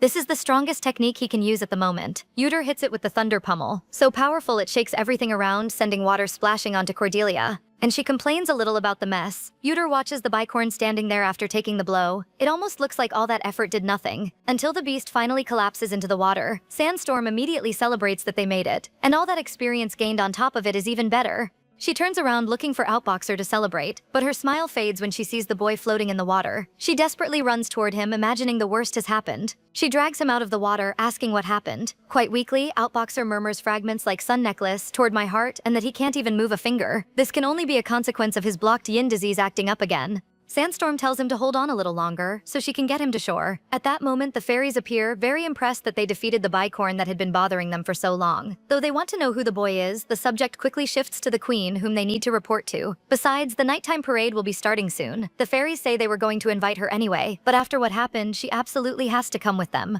The blonde excitedly says, "Let's go see our queen together, children of humans." Yuder is dragged to a safe spot and leans against a tree. Cordelia comments that the boy warmed up thanks to the sun necklace, then jokes that since he got so soaked, it probably would have been better if he'd just worn the swimsuit. She continues, "Isn't this the perfect moment to show off my secret magic?" Yuder finally opens his eyes. Meanwhile, the girl is swinging her magic staff. A blue light then hits him. Now Outboxer feels his muscles relaxing and even his bones realigning. He's genuinely much better. So they should probably be able to move in about 3 minutes. Sandstorm reminds him the fairies are also waiting for him, so 3 minutes is the maximum he gets. So with a smile, the young master thanks his companion, leaving her completely flustered by that simple word. And of course she's already shouting, asking what he's doing to suddenly trigger her protective instincts, but she tries to change the subject and tells him to rest. Actually, the fairies are still there watching the engaged couple. They ask if she's okay, if she's rested enough, and of course they're worried she might have been hurt. But Cordelia assures them she just needs a little rest. Even though Yuder said he was fine, Cordelia comments how it seems like he used a bit too much inner ki against the bicorn, so she thinks it'll take a little while for his body to stabilize. The fairies are impressed by her words. Then they start whispering to each other. Even though he defeated the bicorn, the handsome boy is very fragile, and this news is thrilling for them. Finally, the little women introduce themselves. The green one is Adel, the yellow one is Amel, and Cordelia does the same for both of them. Adel simply calls her Ya Cordelia, accidentally creating their ship name, while Amel wants to understand why Cordelia was bathing in what looked like clothes.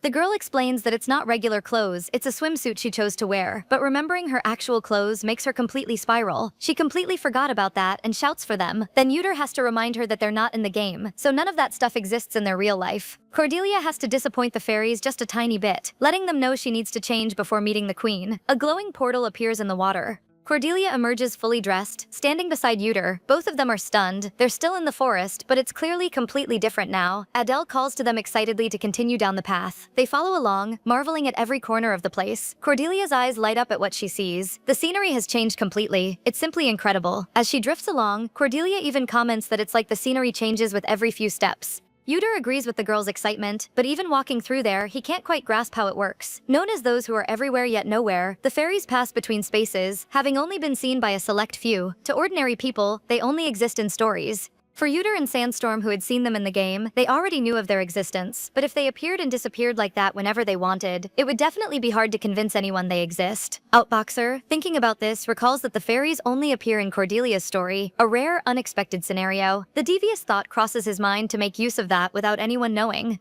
Meanwhile, Cordelia, oblivious to his scheming, simply comments that the road gets narrower from here. She walks along, touching things, noticing it feels like a corridor that isn't very long. She finds the ornate door, and calls out that she got there first. A woman appears, saying, "So you two are the children of man that Adel was talking about?" Yuder gives her an impressed look. There's a very beautiful throne that would seem empty if not for the small being there, wings fluttering. The kids are stunned by the queen there. She says, "In this abundant autumn, the autumn fairy, Queen Lorelei, welcomes you." Meanwhile, let's cut back to what's happening at the camp. Delia just climbed down from a horse and says she turned around quickly because she heard an explosion from the other side while on patrol. An enormous fireball was also seen in the sky, and seeing everyone on their feet, apparently she wasn't the only one on alert. She also looks over at the empty tent, which makes her laugh in despair, realizing the peaceful night is gone. One of the escort guards explains he truly hadn't intended to fall asleep, and wasn't even that sleepy. He says he doesn't know what happened, but after drinking the tea that the young master offered, he suddenly felt very drowsy. That catches Dahlia's attention. She picks up one of the cups and smells it. That's the medicinal herb Count Chase always prepared when Cordelia couldn't sleep.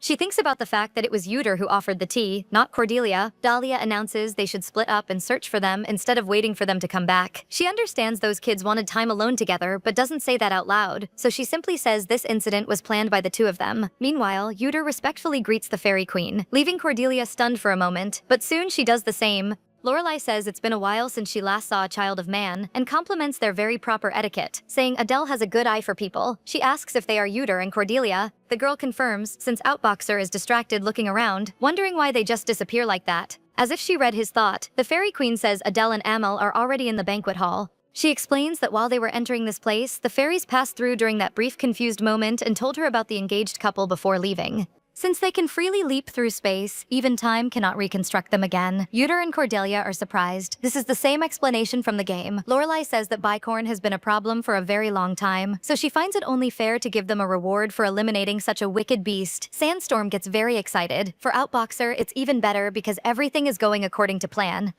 If things had been normal, this would have been an automatic event that didn't need interfering, because Cordelia would have just scared off the bicorn that was bothering the fairies. She would then have been invited to the nighttime parade by the fairy queen, but now the original scenario has changed. Because Cordelia wasn't alone this time, Yuder is with her, and instead of just scaring the bicorn away, they completely crushed it. Since the outcome of the battle changed, Outboxer bets there's a good chance the reward was upgraded. Since the queen included both of them, Yuder thinks that means there'll be 2 rewards, and he's eager for that. He wonders what kinds of things fairies could even give, but what he really needs most is the moonlight. If he gets that, everything else doesn't even matter. Meanwhile, Lorelai thinks about what to give a mage and a martial artist, then thinks of something that should be good enough. With a snap of her fingers, a light appears on either side of the kids. From there, trees begin to grow rapidly. The queen presents them with a ring and a staff that has been bathed in moonlight for approximately 100 years. Although it was created for another race, it hasn't found a suitable bearer for a long time, so she gives them the fairy steps. Lorelai says they're quite valuable, but rather than leaving them here to rot, it would be better for them to find purpose in the hands of good people. Yuder looks at his reward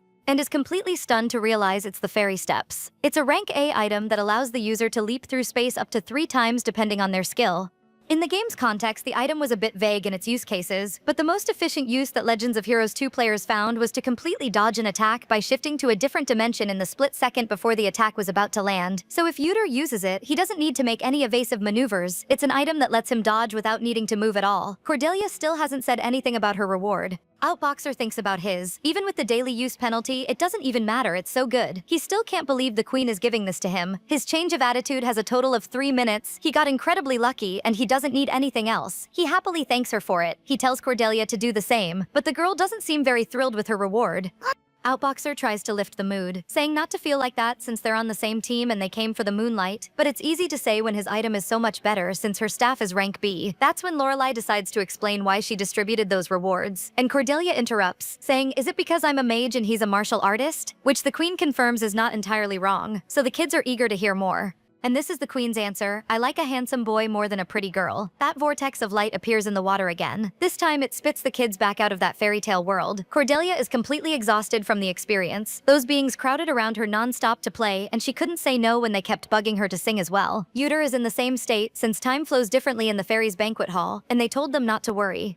But they had no idea they'd end up being stuck there for 12 straight hours. The girl also had to sing Twinkle Twinkle Little Star 40 times, whereas in the game you'd just get a narration saying time flew by. Doing that in real life was absolute torture. After that venting, the two hug each other in tears of relief that it's finally over. To brighten the mood, they finally remember the bicorn's body floating there, and since it didn't drop items like in the game, Cordelia asks if they need to retrieve them manually. He agrees they can't just leave it lying there. Smiling at each other, they make a deal. Each gets one of the horns. Sandstorm celebrates that tonight they got the moonlight, bicorn horns, and even the fairy steps. That makes her feel pretty confident. Things feel like they're going to improve. But Outboxer needs to bring her back to Earth, and she hopes it's not another request for him to carry him again. But the bad news is that to pull out the bicorn's horns, it looks like they'll need to ask the escort knights for help. Outboxer also reminds her that there was that light from the towel, and because of the explosion, the whole camp is probably awake by now. Getting no answer, the boy calls her name. Cordelia lets out a long sigh, as if gathering strength to keep going. She knows they're going to be in trouble. Meanwhile, the fairies discuss whether it was really okay to give them moonlight and fairy steps. They're also surprised there are humans worthy of such things. Adele and Amel talk about Yuder's beauty but are concerned, since there's a saying that excessive power changes people. Adele remembers that Her Highness also used to like watching those things reflecting the moonlight. Despite the silence, Lorelai thinks back to the moment she met those children, and a scene passed before her eyes. The thing she observed through the rift of time, she couldn't see the details with just her powers. But now she's certain, so she tells her fairies not to worry, because she knew as soon as she met them. She says the destiny of those children won't be lonely. They will become one with this world. The items they received, the ring helps one leap through space, and the sacred staff has the power to convert moonlight into magical power. But one thing those items won't spare them from is getting a very thorough scolding. Dahlia is firm while combing the lady's hair and asks if she fully understands what she did wrong. She wants her to really consider it, especially the fact that they had to take a detour from the planned route without even having finished identifying what might appear. And then they went off to the stream alone without any escort. What if something had happened? Cordelia tries to apologize, but Dahlia cuts her off and says seriously that there are 3 days left before they arrive in Langest, and as her knight, she cannot allow either of them to be exposed to danger again. So until then, they're also banned from leaving the carriage. The girl tries to protest, but with a smile that could be a little frightening, the knight says, "Even if it's a bit restrictive, you understand, right?" And she also teases, saying that now that they're stuck in the carriage, they'll finally have all the alone time together they wanted. After that scolding, she gets in the carriage where Uter is already waiting. Noticing her presence, the boy wakes up. Cordelia is there looking worried, knowing he ended up catching a cold.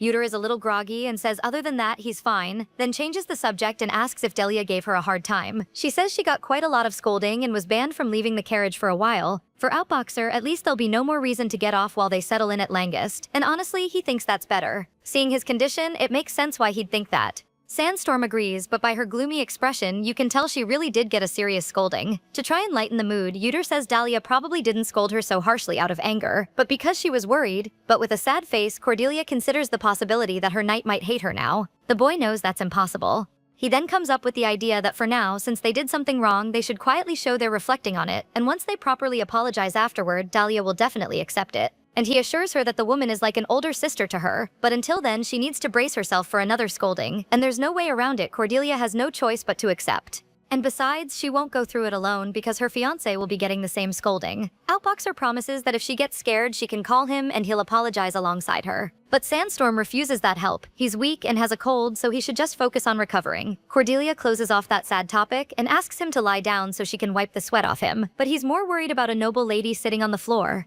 He ends up obeying though, since he doesn't have the energy to even argue. Cordelia doesn't mind, remembering how back on Earth she used to watch TV sitting on the floor even with a sofa nearby. After wringing out the cloth, the girl runs it across his face and neck, wiping away the sweat. To break the mood, she jokes, "Is the water to your liking, dear customer?" For him, it's paradise. A dumb joke she'd make at a salon. Slowly, his tired eyes start to close, and Sandstorm asks him to get some sleep and assures she'll keep looking after him. Since it'll take 3 days to reach the event location, she'd prefer to talk about the demonic hand afterward. There'll be time for that. By this point, Uter is already losing consciousness and his rational thinking, and as he fades away, the name Cordelia escapes his lips. She turns to look at him, and the boy is there with a small smile saying thank you. That makes her face burn up as if she has a fever too. She also thinks she should be the one saying that, but instead she just flings the towel at his face and tells him to get well soon. And so the caravan continues toward the social gathering. They travel through morning and night until the 3 days pass, but there's something wild in Sandstorm's hands. She asks if he was some kind of con man in real life or something. Fully recovered, Uter asks how it looks and whether she thinks it'll mess up their plans. But that's exactly why the pink-haired girl is calling him a con man, because it's too perfect and that makes him gloat. Cordelia is stunned that he takes after his father so completely. They're interrupted when someone taps on the window. It's that night, June.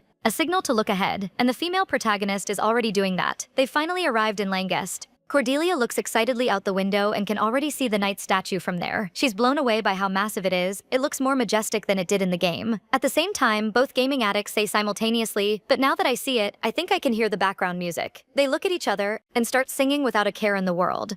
It's fun, and it makes them laugh and forget the weight of saving the world, proving with that song that they were complete no-lifers. The merchant city of Langest is centered around Earl Hrisvolger, but in reality is governed together by the 12 northern clans. It's located in the northern territories of the Kingdom of Silruni, not belonging to any single family's territory. It's also the city of beginnings, where Uter and Cordelia's main scenario kicks off. Finally out of the carriage, they get a better look at the place. Outboxer is caught off guard. In the original game, Cordelia stayed at a normal inn, but now there's simply this luxurious villa he has no idea about. It's Maya who clears up his confusion, explaining that Count Chase rented the villa so the two could be comfortable during the social gathering. He also left instructions for the engaged couple's rooms to be on separate floors, first and second. There's no denying his father-in-law is generous. One particular scene catches Uter's eye. The Chase girls are there with the younger one bowing respectfully, but soon Delia opens her arms, and without any doubt, Cordelia runs into them for a tight hug. Apparently the two have finally made up. Outboxer turns to his companion and says he wants to head out for a bit, leaving his bags with her. Cutting off Jun's flirting, he orders all the knights to follow him. Jun is pretty disappointed to not get time with Maya but has to follow orders. With the exception of Dahlia, Yuder also asks all of Count Chase's knights to follow him as well, which leaves them a little suspicious. Yuder tells them his father said that after arriving safely in Langist and before the social gathering starts, he would need to borrow the knights' help for a few things. In reality, this is a complete and obvious lie. Meanwhile, the girls are taking a walk through the commercial city, and as expected, it's packed with people. They're looking for a magic shop, and being a good observer, it's Cordelia who points out they should turn at the alley, which impresses Dahlia since she found it so fast. Her excuse is that she studied the map very hard. Wanting to lose her companion, Cordelia gives her that whole spiel about how she's probably tired from standing guard, driving the carriage, and all that during the trip, on top of being exhausted by things she herself caused. But Delia ruins her plans by saying she could lift her while doing a full lap around Langist and asks her not to worry. She then asks what the girl needs to buy so urgently at the store. Cordelia doesn't have any specific item in mind, but there's something she needs to find. She explains they're stuck in the workshop at night, so she can only find them during the day, and can't keep putting it off. She has high expectations for this. 15 minutes before arriving in the city, the two players were having a conversation where Yuder explained that the main event will be infinitely more difficult than the battle against the Bicorn. Even if their powers have grown thanks to unexpectedly obtained items, they won't be able to win by strength alone, and Cordelia understands that means they might lose the fight. Therefore, to ensure that doesn't happen, Yuder came up with his evil plan to sell out both their dads. The girl is horrified, and before she starts screaming, he asks her to listen first, promising it won't be anything weird. He then shows her an official document he forged, imitating Count Chase's handwriting, which they'll use to gather the mages of Langist. The letter informs about the attack and states that Arthur is requesting help from the mages of the Crimson Dawn Tower. As long as they have this, the mages will have no choice but to help. Yuder asks her to seal it with wax afterward. Cordelia is stunned. He didn't just copy the handwriting but also perfectly mimicked his way of speaking, right down to the signature. He really prepared everything completely. She had been wondering what kind of plan Yuder's devious mind would come up with, so they're basically selling out her father, who is the master of the Crimson Dawn Tower, to get the mages' help. The male protagonist confirms. Since mages are part of society's elite, even if the Tower Master's daughter directly asked for help, they'd still need at least some form of compensation. Cordelia looks at the good amount of gold coins and agrees to try exploiting the mages. Now she wants to know what his father is being sold for. Yuder asks if she knows how his father went on that expedition, and tells her that Count Bael's group encountered a group of demon worshippers.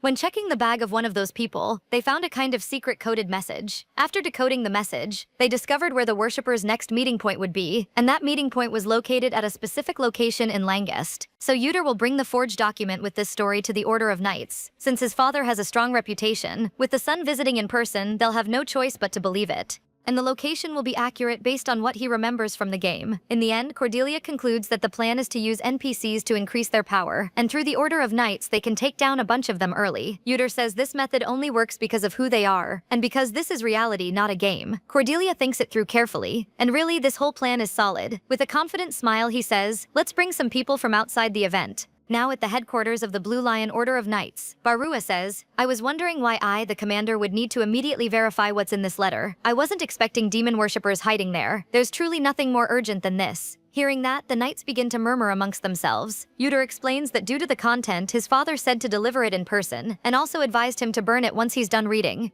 Of course, they can't leave any evidence of his forgery. Barua confirms the letter's contents and says that with the remaining knights in the advance branch, they'll move as quickly as possible toward the demon worshippers' hideout. The boy allows himself an opinion. "This might seem a little immature and sudden, but may I and my guards join you?" Barua looks at him seriously, at least permitting the guards, but reminds the boy that he's not well. Yuder says that because of his condition, he normally wouldn't ask for something like this, but this is the first time his father entrusted him with something like this, and that's why he wants to see it through to the end. And to stroke the man's ego, he adds, "Besides, this will be a great opportunity for me to see with my own eyes why my father holds the Blue Lion Order of Knights in such high regard." That works very well. This trickster is good with words, saying his father claimed it'll be a good experience for the young knights, and that both believe they'll be fine since Commander Barua is highly skilled. 30 minutes later, they arrive at the first branch of the demonic hand. One of the knights finds something in a chest in the corner of the room, and it seems important. Barua is surprised because it contains the locations of the other meeting points in Langs, as well as information about their key members. Without knowing what's in his hands is the work of Yuder Bael. The man then announces this to everyone present and says to return to headquarters for a strategy meeting. At 2:40 p.m., he asks them to split into 6 groups and show the enemy the power of the Blue Lion Knights. The operation extends to 6:25 p.m., by which time Baron Edgar has escaped and they're searching everywhere for him. And it continues through 11:45 p.m. Cordelia is exhausted. Her legs ache from all the running around, tracking down every mage in the city, and it makes her wish she could send out an announcement like in the game. But if she's that tired, someone else is even worse off. She pokes Yuter, who is just lying there, no response, just a dead man. With minimal energy, the boy reacts, saying he's still alive and asking if everything went according to plan. Cordelia reports that she convinced 4 mages, and since the ringleader of this demonic hand incident uses ice magic, she recruited Ronan the Flame Mage first. In the meantime, she heard that the knights on his side found 7 of the group's bases and completely destroyed them. Yuter confirms his results. With the commander of the Blue Lion Order respecting his father so much, and thanks to knowing things in advance, everything went according to plan.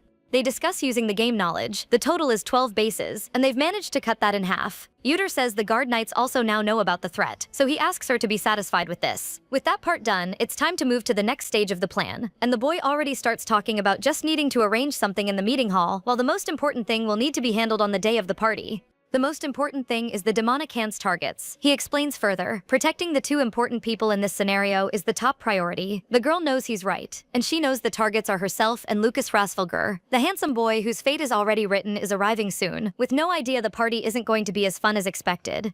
Meanwhile, Baron Edgar, a wealthy backer of the demonic hand, is yelling and demanding to know how 7 bases were wiped out in a single night. He complains about how much he spent just to set that up. The team members apologize and promise they're trying to identify the cause. But the Baron slams the table in fury, because even if that gets resolved, it's too late. After all, the Blue Lions might already know the locations of the remaining bases. And with the social gathering right around the corner, it's complicated to proceed when things are like this. The blonde just says it doesn't matter. All attention turns to him. This is Minos, the man who accepted a demon into his body to become a demonkin, half human and half demon. Edgar tries to protest, saying their forces are practically cut in half, but Minos' stare silences him immediately. He changes the subject, asking that according to the report, Cordelia Chase has arrived in the city, and beyond that confirms that Lucas will arrive the next day. Knowing this, Minos says there will be no change to the plan. He declares that in 2 days they will capture them and invoke a demon into this world. Despite some things having changed, the blonde guarantees they'll continue as planned, and so they meet at noon on the day of the social gathering.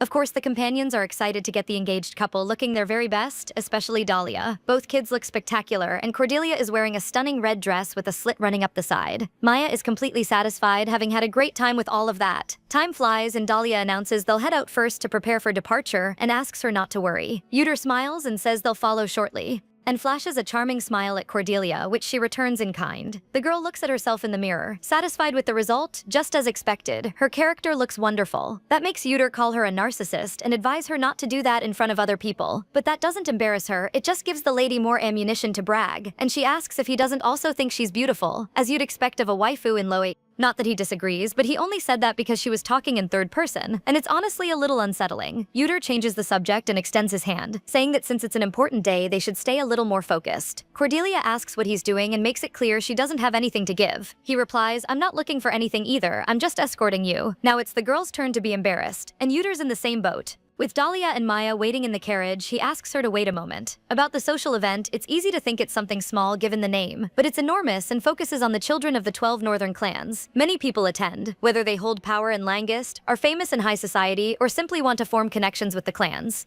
So depending on whether you're invited or not, your standing in high society can change entirely. That's how the assembly has influence, and it also shows just how important it is. Already at the event hall, Yuter asks if she remembers the plan. They need to protect Lucas from the demonic hand, and no matter how strong they are, with only half their forces remaining, it'll be impossible for them to cause widespread destruction. While they talk through the plan, gossip spreads wildly in the hall, guests surprised and whispering about the youngest son of Count Bayel's presence. Along with talk of his illness, they also comment on how much more attractive both of them are than the rumors suggested. With so many eyes on them, it's hard to focus on just the plan. It's making them both quite uncomfortable. At that moment, someone calls out his name. A pretty girl with bluish hair swept back to silver is pleased by his presence. This is Sylvia, daughter of House Crosbell, who possesses an incredible talent. Her companion is Viola, the youngest daughter of Viscount Longi, who has anthropophobia. Cordelia happily responds to the girls and even pulls Viola, who is hiding behind the taller girl. Sylvia says she's happy to see her friend healthy and glances at the boy beside her, implying that's not quite the case for him.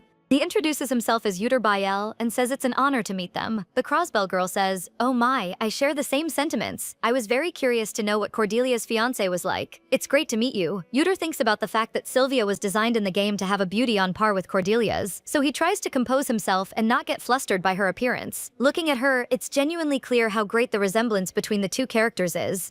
He doesn't feel that thing of his heart racing. Actually, meeting her is like meeting a movie star. Yuter glances at Cordelia and sees Viola whispering something in her ear. Whatever it is, it makes her laugh a lot. That makes him think about how he was curious why he could tolerate her, and it seems like it's because he got used to Cordelia's face. Suddenly something catches both of their attention. Actually, not something, a person. Lucas Hreisfelger introduces himself as the host of this event and sincerely thanks everyone for attending this year. Outboxer then thinks the boy just came to greet them and won't do anything more than that. He introduces himself as Yuter of House Bael. As a prodigy born with a talent for swordsmanship and the son of Count Hreisfelger, head of the 12 clans, Lucas loves the idea of getting stronger. He even loves the process of training itself. That's why when the blonde approaches someone, depending on whether they're strong or not, his level of interest in them changes, which is a bad habit, and there's a level of extreme disappointment. If Lucas's personality is the same as in the game, Yuter, famous for being unable to learn martial arts due to his illness, would just be someone Lucas needs to be respectful toward and nothing more. But this isn't the same as the game. There's an undeniable characteristic shared among Yuter Bael, Cordelia Chase, and Lucas Hreisfelger. They were all playable characters in Legends of Heroes 2, and among them, only 2 have been confirmed to have memories of their past lives. That makes Outboxer wonder what the case is with Lucas, who is also a playable character. For example, was it a reincarnation of the player who ranked 3rd on the server? He intends to find out before the demonic hand attacks the social gathering.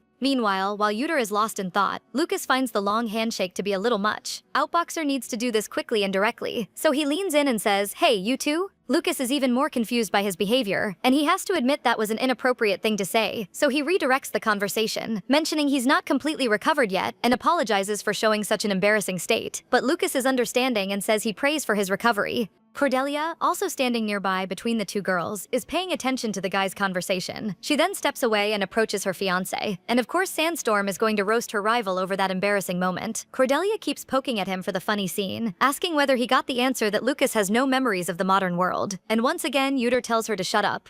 But he knows she's right. Technically, it was a success, though he doesn't know if that's good or bad. Just like when he first reunited with Sandstorm in the Pleiades, he didn't feel anything special. And judging by Lucas's reaction, he definitely found that strange. At least with that, he can confirm the blonde has no memories of the 3rd ranker. If a character like Lucas had memories of playing Legends of Heroes 2, it would have been a huge help in dealing with the demonic hand event coming up soon. So that's a shame. There's no guarantee they'd be like him and Cordelia, nor any certainty they'd be willing to work together. In this situation where they've altered the beginning of the main story's progression this much, it might actually be lucky that no other changes have surfaced. Cordelia comments that she'd almost forgotten Lucas is also a playable character, and laments it because for her it would have been so much better if the rank 3 player had reincarnated as Lucas. Yuter wants to know why, and gets the answer. What do you mean why? I just don't like him very much. For Sandstorm, it should have been obvious. Her favorite character is Cordelia, and since she wanted to complete every character playthrough, she unfortunately had to play as the blonde. After seeing his story, she truly didn't enjoy playing as Lucas, because in his scenario, it's Cordelia who gets abducted by the demonic hand. The character then shows up later as a demon enemy. After hearing that, Yuter says it's a fate that can't be avoided, since Lucas is the main character of that story. If you play as Cordelia, he's the one who gets kidnapped and becomes a demonkin. After all, depending on who you play, who gets taken changes.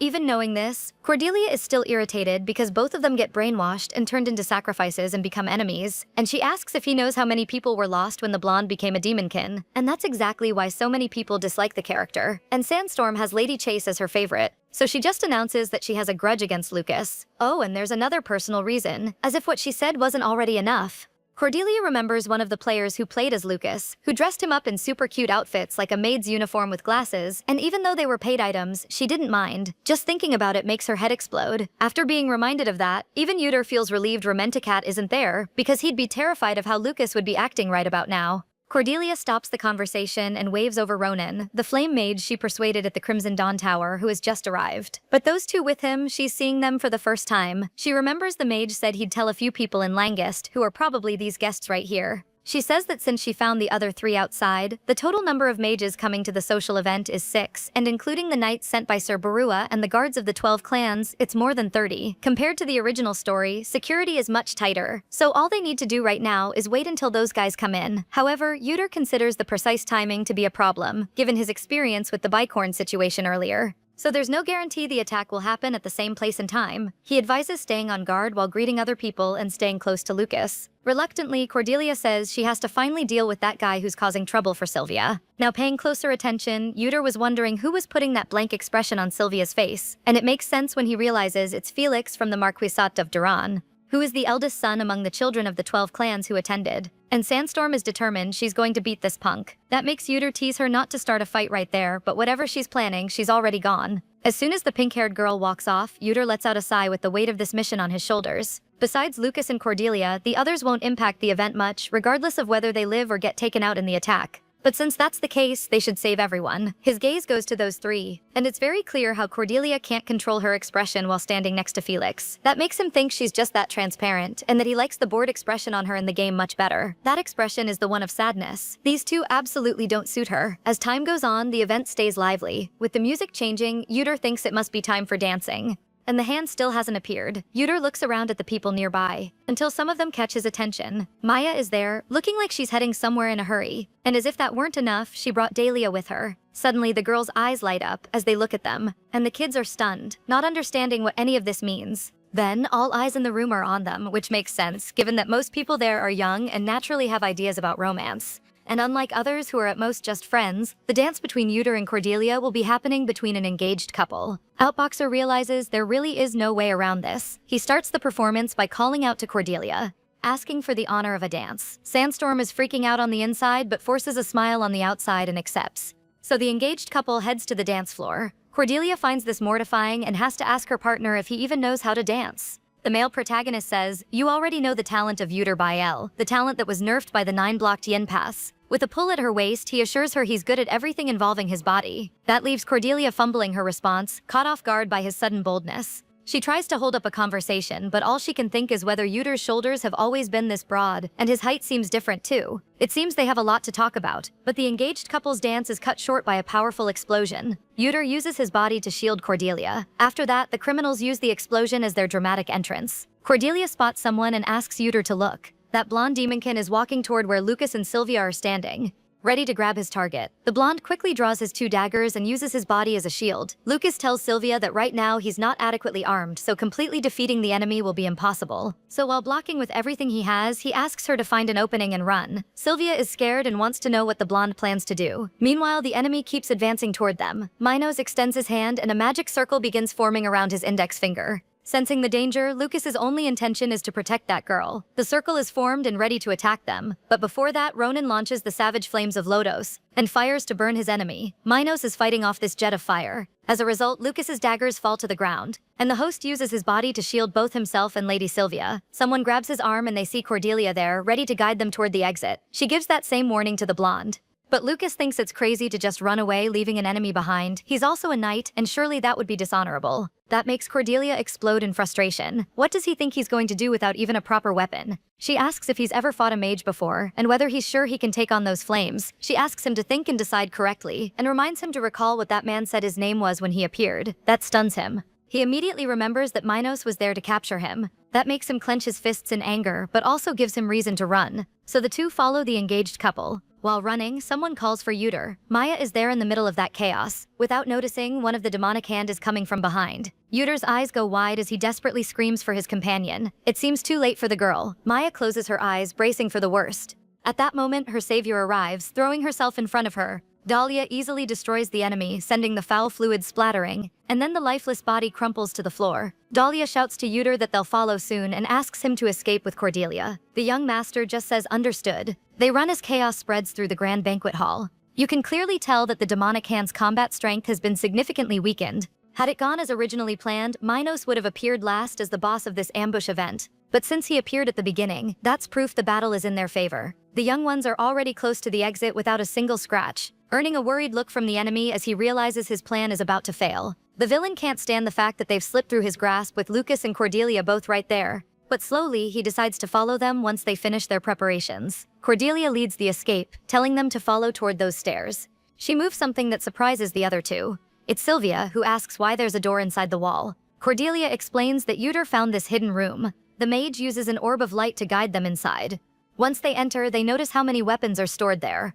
It's Sylvia's first time seeing a magic circle and a staff, so she's very impressed. She wants to understand all of it, but Cordelia says they're in a hurry and will explain later. After opening a trapdoor, the mage asks her friend to get in and stay there for a while, saying she won't be a primary target, so she'll be fine just hiding. But Sylvia wants to know something before that. The lady asks if she's really telling her to stay in that dark place alone. Cordelia tries to reassure her, promising she'll open it when everything is over. She practically shoves her friend in and closes the trapdoor door. With Sylvia protected, it's time for the next step. Before she can say anything, Lucas takes the initiative, grabbing a sword and announcing he'll go back to the banquet hall. He says he found a useful weapon, and as a knight, he has no desire to hide in a secret room like this. The blonde says that if he's the target, the three of them will be safer if they're separated from him. He'll join the knights. Uter is standing there with that smile. Cordelia simply casts silence. It's a magic that removes the sounds emitted by the target's mouth for a period of time. Lucas struggles to speak, but Cordelia teases, saying that instead of hurting her ears with his yelling, she simply casts silence because it'll be better for her hearing. And now there's no way for the blonde to protest. She points at his face and says she's being very kind by explaining all of this, and that he should pretty much thank her, because if she'd used paralysis, he wouldn't even be standing right now. The girl also says, "Do you think we ran all the way here just to hide and tremble out of fear? This is an emergency. Our lives are in danger right now."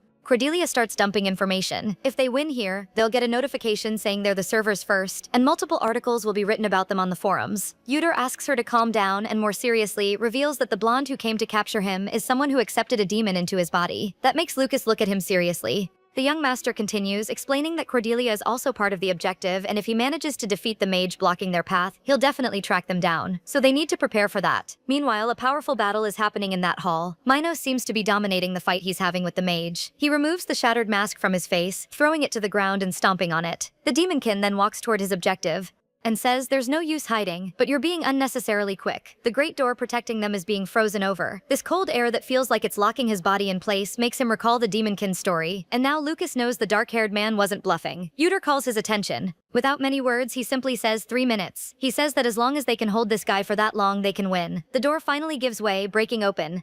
With a powerful ice blast, Minos shatters everything. The blonde looks at everything inside and quickly notices some golden glowing things approaching. That causes an explosion. Even though it's just 1-star level, Uter threw many counter-attribute magic circles. But apparently that didn't work. Minos simply froze everything. That makes Outboxer understand that he can't deal any damage using low-level magic spells against him. But he planned for Minos to enter the room. After that entire power display, the demonkin walks toward them, seeing his 2 targets right there. Cordelia supports herself on her new staff while removing those oversized gloves. The villain smiles maliciously and says, "A sacrifice of this caliber can invoke a demon of higher classification than expected." The players also smile because that demonkin is truly walking into the room. Uter shouts at her, but she doesn't even need to be told. With a dagger, Cordelia cuts her hand, letting a drop of her fluid fall and activating the Velastin magic circle, trapping the half-demon, half-human inside. Minos is caught by the blazing magic chains. Clearly, the villain is stunned. He didn't see this coming. Cordelia taunts him, saying this is the binding method that not even Lacegang could do anything against, and that he can fight all he wants because the stronger the demon's power, the stronger the magic circle becomes. After all, this is the circle of Velastin. That leaves Minos completely furious, saying this nonsense cheap trick won't work. Lucas tries to say something, but that magic still won't let him. And Cordelia thinks inwardly that the demon is acting like it's nothing, but it's obvious he's having a very hard time staying upright. The only thing maintaining the Velastin circle is her magical power. And since she can't just chug potions like in the game, she can only hold out for a few dozen seconds. It's a short window, but it'll have to be enough. Uter enters with the 36 celestial steps. Minos is waiting for the attack, preparing to create a circle with his demon hand. And so good and evil are about to clash. However, at that moment, Uter feels the icy energy freezing his body, and the yin energy devouring his soul. He knows that even if someone can resist extreme cold, they'd still freeze from the yin energy. But as luck would have it, everything is in his favor, because he's very familiar with that. That's exactly why the demonkin is stunned when that kid doesn't stop. On top of that, Uter is also familiar with yang energy, and provokes, saying he doesn't know if the villain is too. The young master grips the Solari necklace as it glows in his hand, attacking Minos with the thunder pummel.